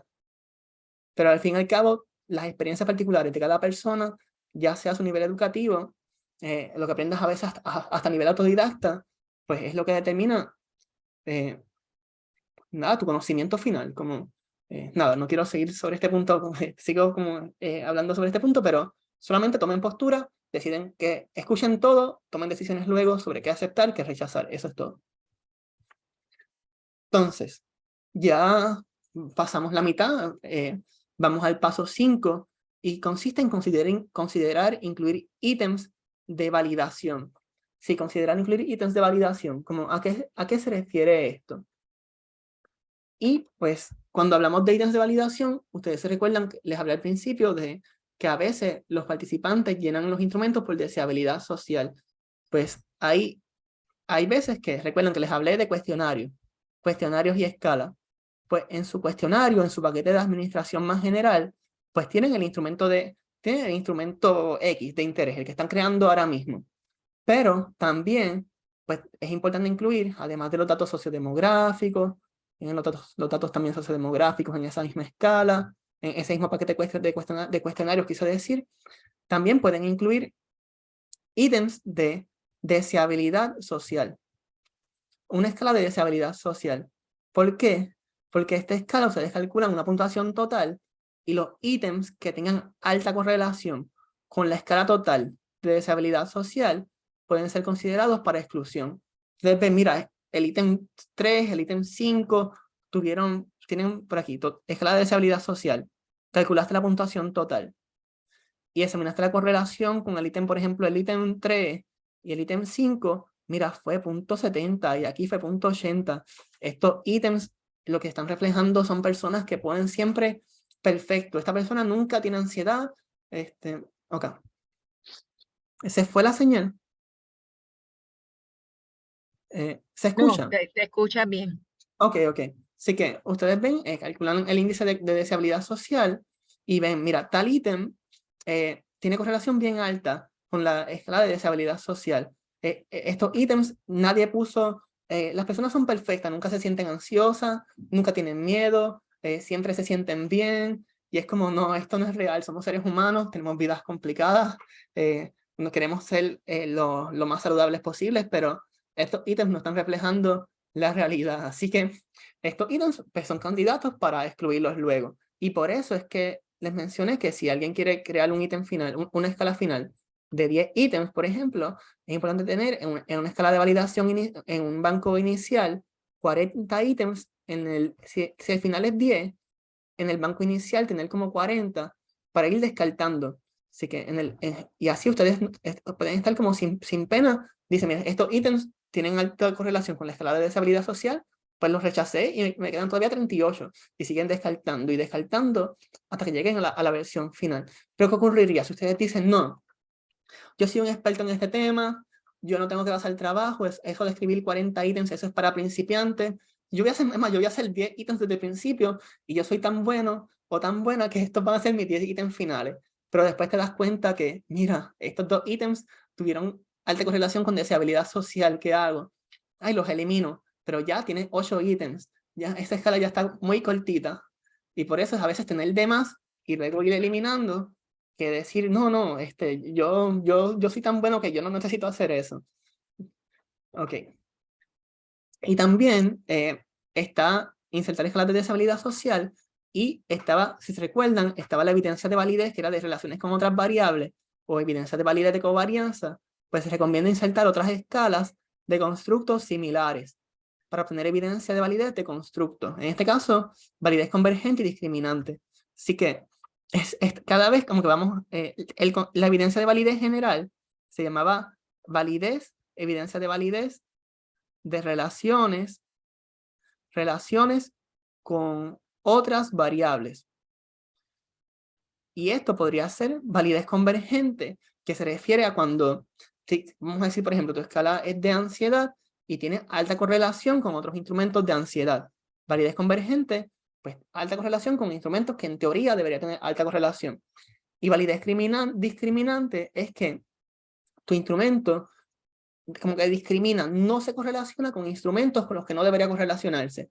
Por ejemplo, una escala de ansiedad quizás no tiene que correlacionarse con una escala que diga habilidad para tocar el violín, pero como en habilidad, yo sé que quizás en un contexto, pues en público quizás haga efecto, pero quizás no fue el mejor ejemplo, pero lo que quiere es validez convergente, tu instrumento debe correlacionarse altamente con otros instrumentos teóricamente similares, y discriminantes que no debe correlacionarse, por ejemplo, que sea correlación aquí, validez convergente, como punto 40, punto 50, bastante alto, con instrumentos que en teoría hace sentido que se correlacionen, y validez discriminante, que la R sea bien bajita, como punto 09, punto 07, que prácticamente indica que no hay correlación significativa con otros instrumentos que en teoría no debe estar correlacionado. Y así dice, mira, mi instrumento converge o se correlaciona alto con instrumentos que en teoría hace sentido que converja y discrimina, no se correlaciona con otros instrumentos que en teoría no hace sentido que se correlacionen.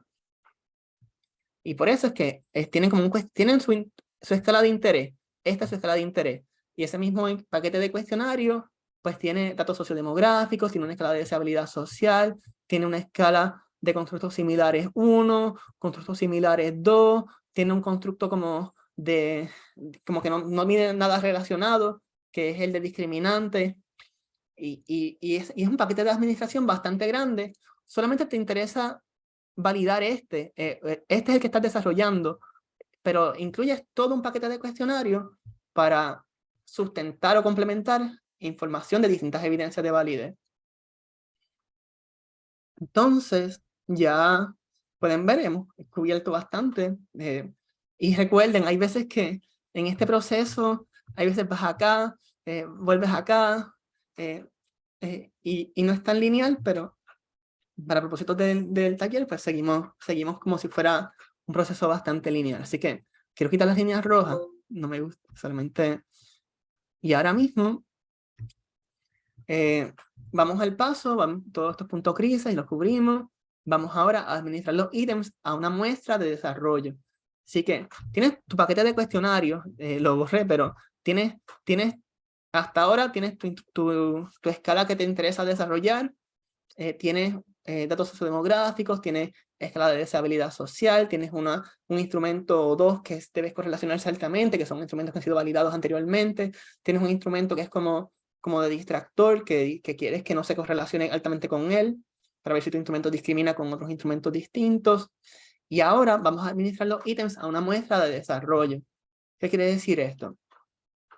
Pues la muestra de desarrollo de Bellis recomienda que debe ser grande, ¿ok? ¿Por qué?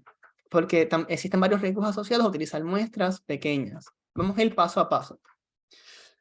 Cuando vamos a utilizar, cuando estamos desarrollando escalas de medición o cuestionarios, Nunnally, pues, de Bellis cito a Nunnally, pues Nunnally en de Bellis sugiere que una muestra de 300 personas es un número adecuado al utilizar, pues, al desarrollar escalas de medición. Pero esto es lo tradicional. Esto es como lo tradicional. Si quieres validar un instrumento, ni siquiera consideres tener muestras menores a 300. Eso es lo tradicional. Pero en la actualidad, pues la experiencia práctica sugiere que se han desarrollado escalas exitosas con muestras más pequeñas.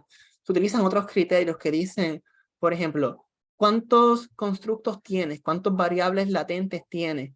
Ah, pues mi escala es de mindfulness, pero mide aspectos cognitivos y afectivos. Ok, tienes dos constructos. Ok. ¿Cuántas variables, cuántos ítems tiene cada constructo? Ah, cada constructo tiene como 4 ítems que los representa. Ok. Ah, pues tienes, ok, muy bien. ¿Y cuáles son las correlaciones entre los ítems? Ah, pues son bastante altas.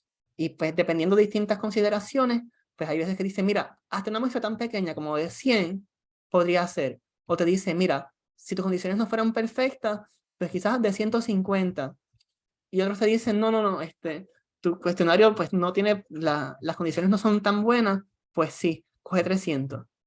En lo personal, la recomendación es que mientras más alta sea la muestra, pues siempre es mejor. Mientras más alta sea la muestra, si tienes los medios para conseguir muestras más grandes, hazlo. Por ejemplo, en el IPSI, los investigadores que están actualmente en el IPSI, que llevan muchos años, tienen muestras gigantes, son de más de 1000 participantes. Pues tienen fondos externos, las expectativas son más altas, porque hay dinero envuelto. Quizás a nivel de estudiante, todavía pues con una muestra de 300, pues está bien. Es más, hay veces con muestras hasta de 150 se pueden hacer validaciones de instrumentos.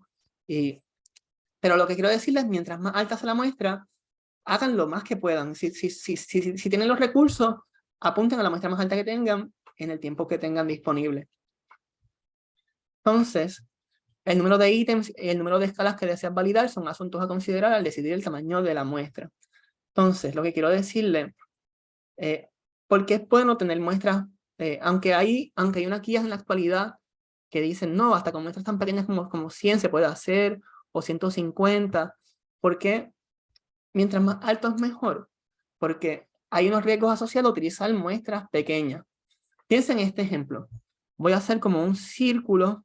No es el círculo más bonito del mundo, pero piensen que este círculo es la población. Y que en la población hay 1000 personas.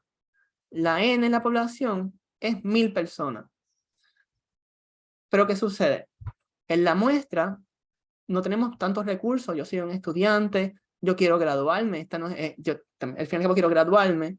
Y piensen que esta muestra, ok, salió muy grande. Quiero hacer una muestra que sea como más realista de un estudio. Pues mi muestra llegó como a 200.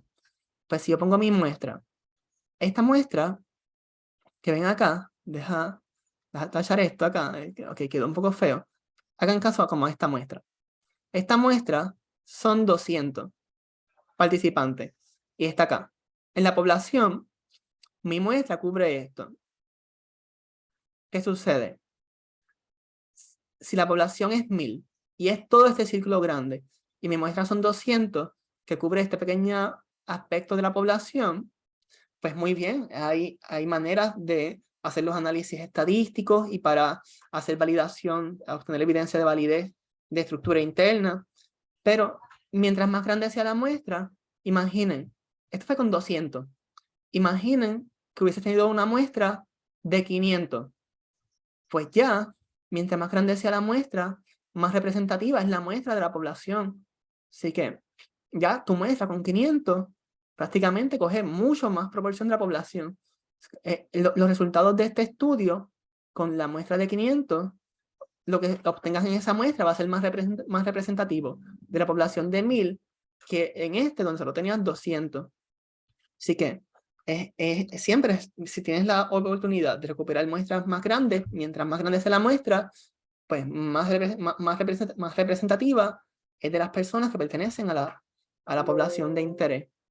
Y por eso es que a nivel técnico, cuando hay muestras pequeñas, primero, los patrones, como ven aquí, los patrones de covarianza, hay muchas palabras técnicas, los patrones de relaciones entre los ítems podrían ser inestables.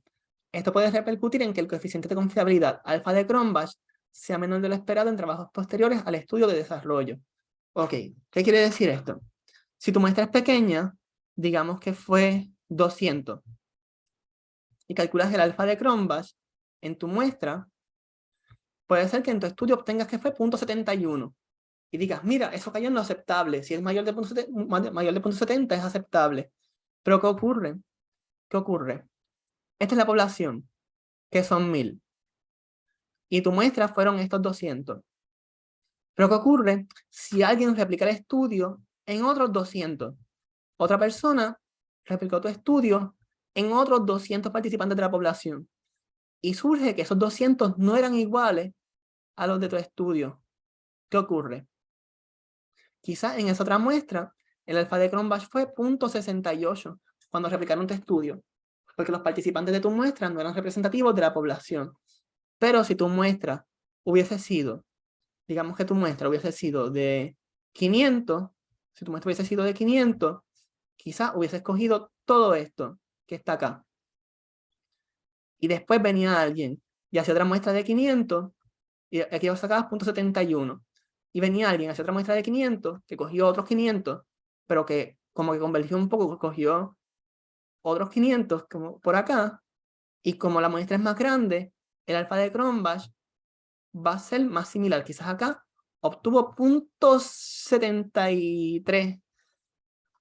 Y mientras más alta sea la muestra, los estimados obtenidos van a ser más estables. Si la muestra es pequeña, pues los estimados obtenidos, como la muestra quizás no es tan representativa de la población, cuando alguien tenga otra muestra de la misma población, pero distintos participantes, como la muestra no era tan representativa, los resultados podrían cambiar. Entonces, la muestra de desarrollo pues podría no ser representativa de la población si la muestra es pequeña. Aunque esto también podría ocurrir en muestras grandes, mayor de 300, existe mayor probabilidad de excluir a ciertos tipos de individuos en una muestra pequeña. Entonces, ya el próximo paso consiste en evaluar los ítems. Y vamos a ver que este proceso se puede hacer en distintos pasos. Primero, evaluación inicial del desempeño de los ítems. Primero, evaluación general del desempeño de los ítems, evaluación de la dimensionalidad y evaluación de la confiabilidad. ¿Ok? Primero, evaluación inicial del desempeño de los ítems, se busca que los ítems estén altamente intercorrelacionados. Lo que se hace es que, primero, hay veces que hay ítems que están puntuados a la inversa. Por ejemplo, en un cuestionario de ansiedad, quizás la mayoría de los ítems, si tienes 5 ítems, hay 3 que dicen, me preocupa tal cosa, me tiemblan las manos cuando enfrento tal situación, pero hay un ítem que dice, me siento tranquilo. Y esos ítems están hechos para que se codifiquen a la inversa, porque hay veces que las personas codifican que puntúan todo 5, 5, 5, 5, o ponen toda la puntuación máxima para salir del paso. Y cuando hay ítems codificados a la inversa, ayuda a identificar a personas que completaron el instrumento de manera poco comprometida. Y por tanto, esos ítems lo que hacen luego es que si alguien puso, te sientes tranquilo y puso 0, en realidad cuando lo codificas a la inversa, si la puntuación máxima era 5, pues esa puntuación de 0 valía 5. Y pues, se hace esa evaluación inicial del desempeño de los ítems, se codifican ítems a la inversa, y se examina la correlación entre cada ítem individual y el total de la escala. Así que si tienes, por ejemplo, de nuevo, 4 ítems, ítem 1, 2, 3, 4, calculas el total de la escala y después buscas la correlación entre cada ítem y el total. Correlación entre ítem 2 y el total. y sigues así, correlación entre el ítem 3 y el total. Y correlación entre el ítem 4 y el total. Y así, luego ustedes pueden ver, ok, este ítem se correlaciona con el total de la escala .80, .79, .20 y .75. Y ustedes dicen, oh, aquí hay un problema, miren esto, todos fueron más de .70 y este tercer ítem parece no reflejar lo que debería reflejar. Así que van evaluando los ítems y dicen, mira, de estos ítems se retiene, se rechaza, se retiene. También evaluación de la dimensionalidad. Este tema, el acercamiento profundo de este tema va más allá de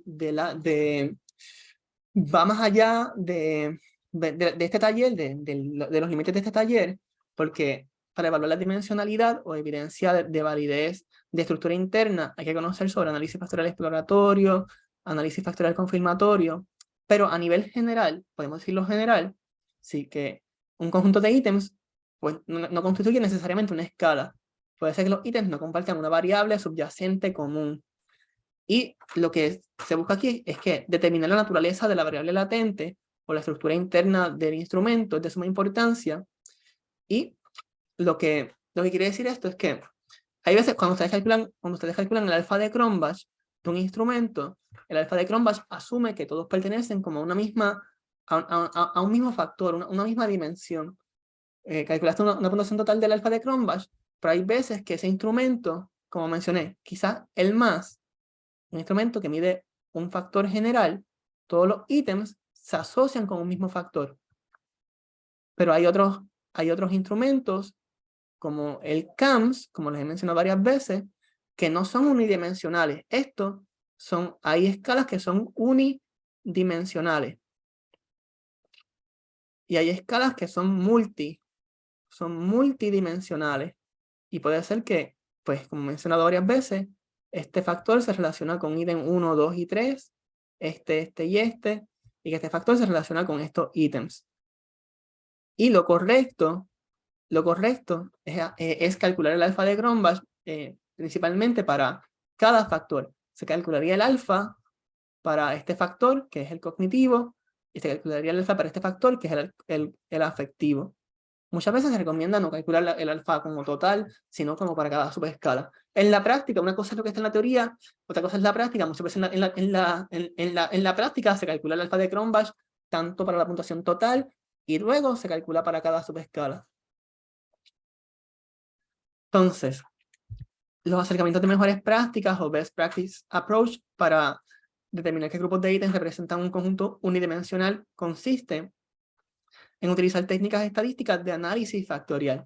Así que esto va a utilizar técnicas estadísticas de análisis factorial, va más allá del acercamiento de esta clase, pero quienes les interese me pueden escribir por el chat y les puedo dar referencias para que puedan aprender sobre ese tema. Ya hay videos en YouTube, hay libros que aprenderlo a nivel lo más técnico posible sí requiere cierto nivel de conocimientos matemáticos y prerequisitos de estadística, pero si a quienes les interese puedo decirles cómo llegar paso a paso para entenderlo. Y luego evaluación de la confiabilidad. Y uno de los indicadores más importantes de la calidad de una escala es el coeficiente de confiabilidad alfa de Cronbach. Y es un indicador del grado de variabilidad de los puntajes, el de la escala, que se puede atribuir al puntaje verdadero de la variable latente. O sea, por eso es que siempre está como la palabra grado. Así que siempre hay un grado de error al traer al plano físico o manifiesto un constructo hipotético o no observable. Y van a ver que De Bellis puso unas guías que son distintas a las que tradicionalmente se ven en la literatura, mientras que en la literatura se ve menor a 0.70. Es inaceptable. De Bellis pone que 0.60 y 0.60 a 0.65. Es más, esto como que pone, hasta acepta algunas que son 0.66 a 0.69 porque su argumento es que las variables de las ciencias sociales, pues hay veces que por la naturaleza no observable de los constructos, a veces se puede justificar tener alfa de Cronbach menor a 0.70. Pero la literatura, la idea general, el consenso general, más allá, le pongo la opinión de Debelis, pero en la literatura general, van a ver que en general son .71, .79, aceptable, .80, .89, bueno, y .90 en adelante, es excelente. Y lo que quiero dejarles, por eso le pongo las dos posturas, porque en la estadística, en el diseño de cuestionarios y en la ciencia en general, no es un campo que es totalmente blanco y negro. Está lleno de debates, está lleno de personas con opiniones fuertes que asumen postura, y por eso es importante dejar claro, el instrumento fue aceptable según fulano, y ustedes, de esa manera, ustedes establecen como, no es que salió de la nada, ustedes dijeron, no, yo me estoy fundamentando, me estoy posicionando de esta literatura que se considera este punto. Y si alguien quiere poner el punto 60, si alguien quiere decir, mi escala fue .66, y según Debelis es mínimamente aceptable, puede hacerlo. Es asumir postura cuando estás trabajando. Entonces, ya entiendo que estamos acercándonos un poco a las 7, estamos ya al final. Optimizar la extensión de la escala. Entonces, optimizar la extensión de la escala, dice, hay 3 puntos. Efecto de la extensión de la escala en la confiabilidad. Después, jugar con la extensión de la escala y dividir la muestra o split samples. Primero, efecto de la extensión de la escala, tiene que ver primero con el alfa de Cronbach, con el índice de confiabilidad alfa de Cronbach, porque este se encuentra influenciado por 2 características. El grado de correlación, relación entre los ítems y el número de ítems en la escala. Mientras más alta sea la correlación entre los ítems, más alto va a ser el alfa de Cronbach. Mientras más alto sea el número de ítems, también más alto va a ser el alfa de Cronbach. Luego, aquí hay unos aspectos más técnicos para ítems cuya correlación con el total de la escala. Así que esto, tienes ítems 1, 2, 3, 4, correlación con el total de la escala, todo esto igual, correlación con el total de la escala. Para ítems cuya correlación con el total de la escala es similar al promedio de la correlación interítem, que sería esto, sería ítem 1, 2, 3, 4, correlación interítem sería esto, correlación ítem 1 y 2, 1 y 3, 1 y 4, 2 y 3, 2 y 4, 3 y 4. Todos los posibles pares de correlaciones entre ítems, suma de todos los posibles pares de correlaciones entre ítems, entre la cantidad de correlaciones entre ítems. Y compara estos dos criterios. La correlación de cada ítem con el total y el promedio de las correlaciones entre ítems, correlación interítem. Y dice, para ítems cuya correlación con el total de la escala es similar al promedio de correlación interítem, se recomienda añadir más ítems pues, para incrementar el alfa. Y viceversa. Son aspectos técnicos, pero nada, asuntos más técnicos. Entonces, jugar con la extensión de la escala. Entonces, los ítems que contribuyan menos a la consistencia interna, que es el alfa de Cronbach, deben ser los mismos considerados para exclusión. Los primeros considerados para exclusión. Por ejemplo, cuando calculas el alfa de Cronbach en SPSS y otros programados como R, pues se demuestra el efecto de eliminar ítems particulares en el alfa de Cronbach. Así que, por ejemplo, aparece ítem 1, ítem 2, y aparece esto. Aparece como el alfa actual, dice fue .71. Y después dice, pero si eliminas este ítem, el alfa va a aumentar a .82. Y dice, mira, este ítem es malo. Si yo lo elimino, el alfa va a aumentar. Y este dice actual .75. Y seguido este ítem, el alfa de Cronbach va a bajar a .71. Mira, no, este ítem, si lo quito, el alfa de Cronbach reduce. Este ítem, si lo remuevo, el alfa de Cronbach va a aumentar. Y por eso es importante pues, tener una muestra inicial, un banco inicial más alto, para después ir descartando ítems que no tengan, pues, que tengan baja consistencia interna, por ejemplo. Y al optimizar la extensión de la escala, hay que considerar que el alfa de Cronbach podría ser menor cuando la escala se administre en muestras posteriores a las muestras de desarrollo. Eso fue lo que le mencioné ahorita. Tienen la población, tienen tu muestra inicial. Esto fue tu muestra para tu estudio inicial. Cuando alguien replique tu estudio, puede ser que el alfa de Cronbach sea más bajito. Por tanto, lo que se quiere es que en tu muestra inicial, tomando en cuenta que en posteriores estudios podría bajar, apuntas lo más alto posible. Si voy a apuntar a .80 en mi muestra original, porque cuando alguien lo replique, aunque salga mucho más bajito, .71, todavía está en lo aceptable. Este es en el estudio original, y esto sería en la replicación del estudio. Y dividir la muestra, o split samples, porque es bueno tener muestra lo más grande posible. Digamos que tienes una muestra de 600. Si tienes muestra suficientemente grande, es posible dividirla en 2 submuestras. Una submuestra puede utilizarse como la muestra de desarrollo primaria, donde aquí pues tiene los 40 ítems iniciales. Se utiliza como una muestra de desarrollo primaria, computas el alfa de Cronbach, evaluas los ítems, juegas con la extensión de la escala, hasta alcanzar una versión final de la escala que parezca óptima. Y luego, en la otra submuestra, ya lo que hace es que solamente utiliza los ítems que quedaron luego de hacer todas estas evaluaciones. Por ejemplo, digamos que quedaron 10 ítems finales. Luego de hacer todas las evaluaciones, si quieres ver, en esta muestra lo que hace es que es una validación cruzada. Esto fue utilizado como a nivel de exploración o exploratorio, y esta fue utilizada como para confirmar, para confirmar o replicar lo que habías obtenido en la primera submuestra. Aquí fueron 300, utilizaste los primeros 300 acá, y aquí utilizaste los otros 300. Y viste, si después de hacer todos estos arreglos, al examinar solamente los 10 ítems que quedaron finales, cuáles fueron las propiedades psicométricas a nivel de confiabilidad, alfa de Cronbach, validez. Validez me refería a la estructura interna, cuántos ítems se relacionaban con cada variable latente, a nivel de validez de contenido, a nivel de relaciones con otras variables, relacionarte convergente con las que tienes que relacionarse, discriminante, no relacionarte con las que no tienes que relacionarte. Y prácticamente están los puntos, y sé que ya deben ser como las 53, no quiero extenderme mucho más de las 7, sé que hay preguntas, y temas avanzados, análisis factorial exploratorio y confirmatorio, lo que no voy a entrar de lleno, no planificaba nunca entrar de lleno en esto, tomaría un taller cada uno prácticamente, pero el exploratorio, pueden ver las diferencias. Exploratorio se conoce como Exploratory Factor Analysis. Confirmatorio es Confirmatory Factor Analysis. En el EFA, que es el exploratorio, lo que se hace es que puedes tener múltiples factores y todos los ítems hace esto. Permite que cada factor se asocie con todos los ítems. Tenemos que venir para acá un día. Ok, permite que Permiso, Zaida, se te prendió el micrófono, por favor, si lo puedes apagar.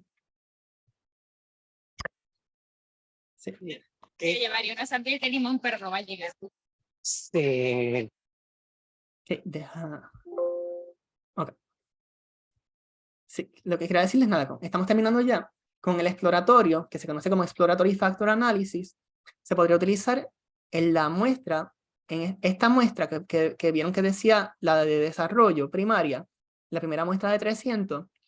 En esta muestra podrían utilizar el análisis factorial exploratorio, la primera muestra de 300. Y lo que se hace, digamos que tienes 2 factores, se examina todos los ítems, se permite que se asocien con cada uno de los factores. Es como, todo se asocia con todo.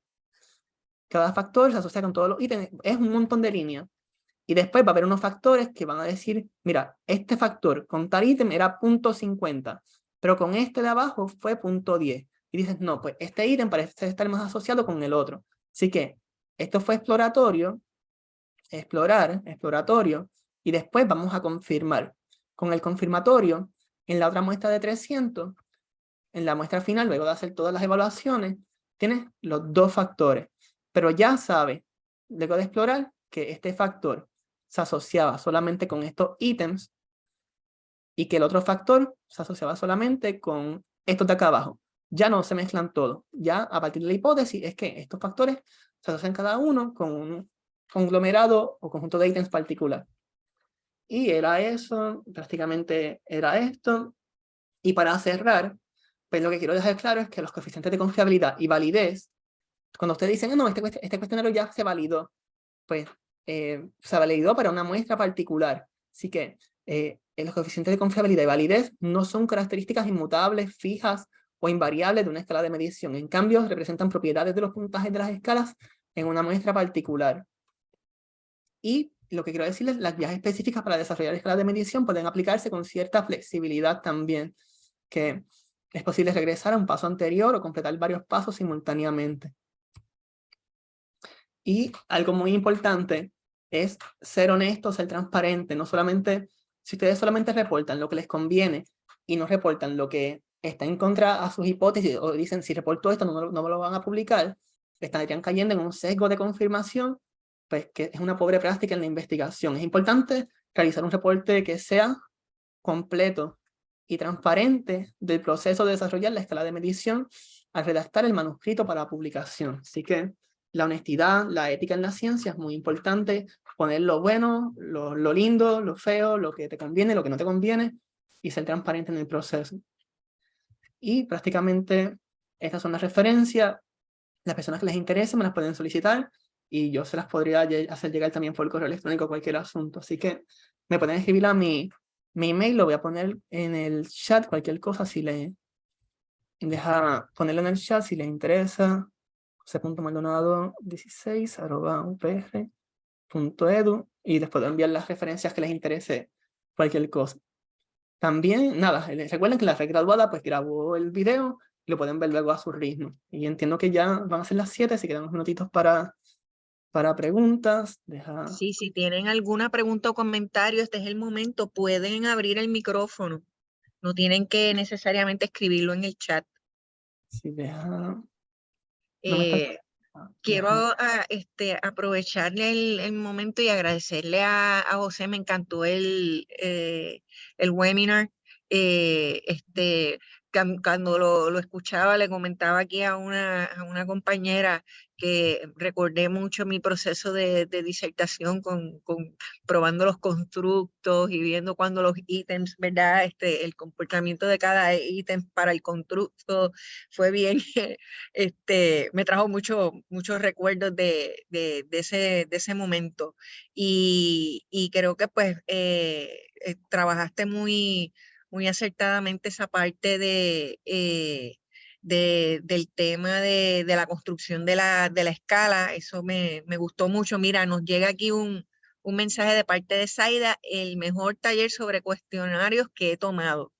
Les agradezco, pero como quiera, les digo que a veces es importante leer el libro, porque fueron 2 horas, como traté de ir como al grano y hacerlo práctico, pero en el libro hay muchos aspectos también, el de Bellis, como lo recomiendo muchísimo, porque en 2 horas es muy limitado lo que se puede decir y obviamente no vamos a tener las personas aquí más de 2 horas, ya es suficiente con 2 horas, pero ese libro, 256 páginas, se lo recomiendo mucho, no es el más largo del mundo, tampoco es que sea súper corto, pero no se van a arrepentir de leer ese libro. Sí. Mira, nos preguntan sobre la presentación, que si se puede compartir. Sí. Escríbanme me pueden escribir a mi email porque si me escriben su email a lo mejor como que no los veo, pero si me escriben al email que escribí en el chat, les podría llegar. Sí. También cuando ahora le enviemos el link del cuestionario de la hoja de evaluación, a todos los que lo completen, pues también le hacemos llegar la presentación. Si tú no las haces llegar a nosotros, también nosotros lo podemos hacer. Pues lo envío a la red graduada por email. Sí, claro Ok. que sí. Así Ok. que cuando los que nos completen, por favor, le vamos a hacer llegar la presentación para que entonces también pues la tengan, además del video, que luego lo vamos a estar compartiendo a través de las redes sociales. Nos han comentado por acá que excelente la presentación, que ha sido de mucha ayuda, así que entiendo que hemos cumplido con los objetivos, José. Pero les recomiendo que lo del YouTube, que no lo subestimen, porque hay veces que cuando uno está en vivo, quizás las preguntas no surgieron ahora, pero cuando ven la grabación en otro ritmo, a su tiempo, dando pausa, a veces surgen las preguntas y pueden o buscarlas por ustedes mismos o ustedes mismas, que sí que les recomendaría ver los videos de la red graduada y los distintos temas también. Gracias a todo el Claro. mundo, aquí está LG también, muchas gracias también. Sí. Y sí, nos agradece por aquí, sí, LG, sí. Muchas gracias, LG. Y ahora compartieron el enlace también para aquellos que ofrecen el certificado, que lo pueden solicitar a través de ese link. También aprovecho para compartirles aquí el enlace de nuestro Eventbrite y ahí van a ver nuestras próximas actividades. José el próximo mes nos va a estar ofreciendo en el mes de abril, específicamente el día 6, un taller de SPSS, pero también el próximo taller que tenemos, que es el 4 de abril, es el del manual de estilo APA, para aquellos que les interese. Pues en el enlace que le compartimos de nuestro Eventbrite, pueden ver el calendario y registrarse en los próximos eventos para que no se pierdan ninguna de nuestras actividades de los jueves de investigación. Así que dice por aquí, nos agradecen la valiosa información. José Reyes también agradece. Así que, pues, nuevamente, José, te agradecemos mucho a nombre del DEGI y de la red graduada tu excelente presentación y pues te esperamos ahora en el próximo, que es el día 6 de abril, el del Sí, taller pues, de muchas SPSS. gracias por la invitación y le agradezco a todas las personas que estuvieron presentes y por su...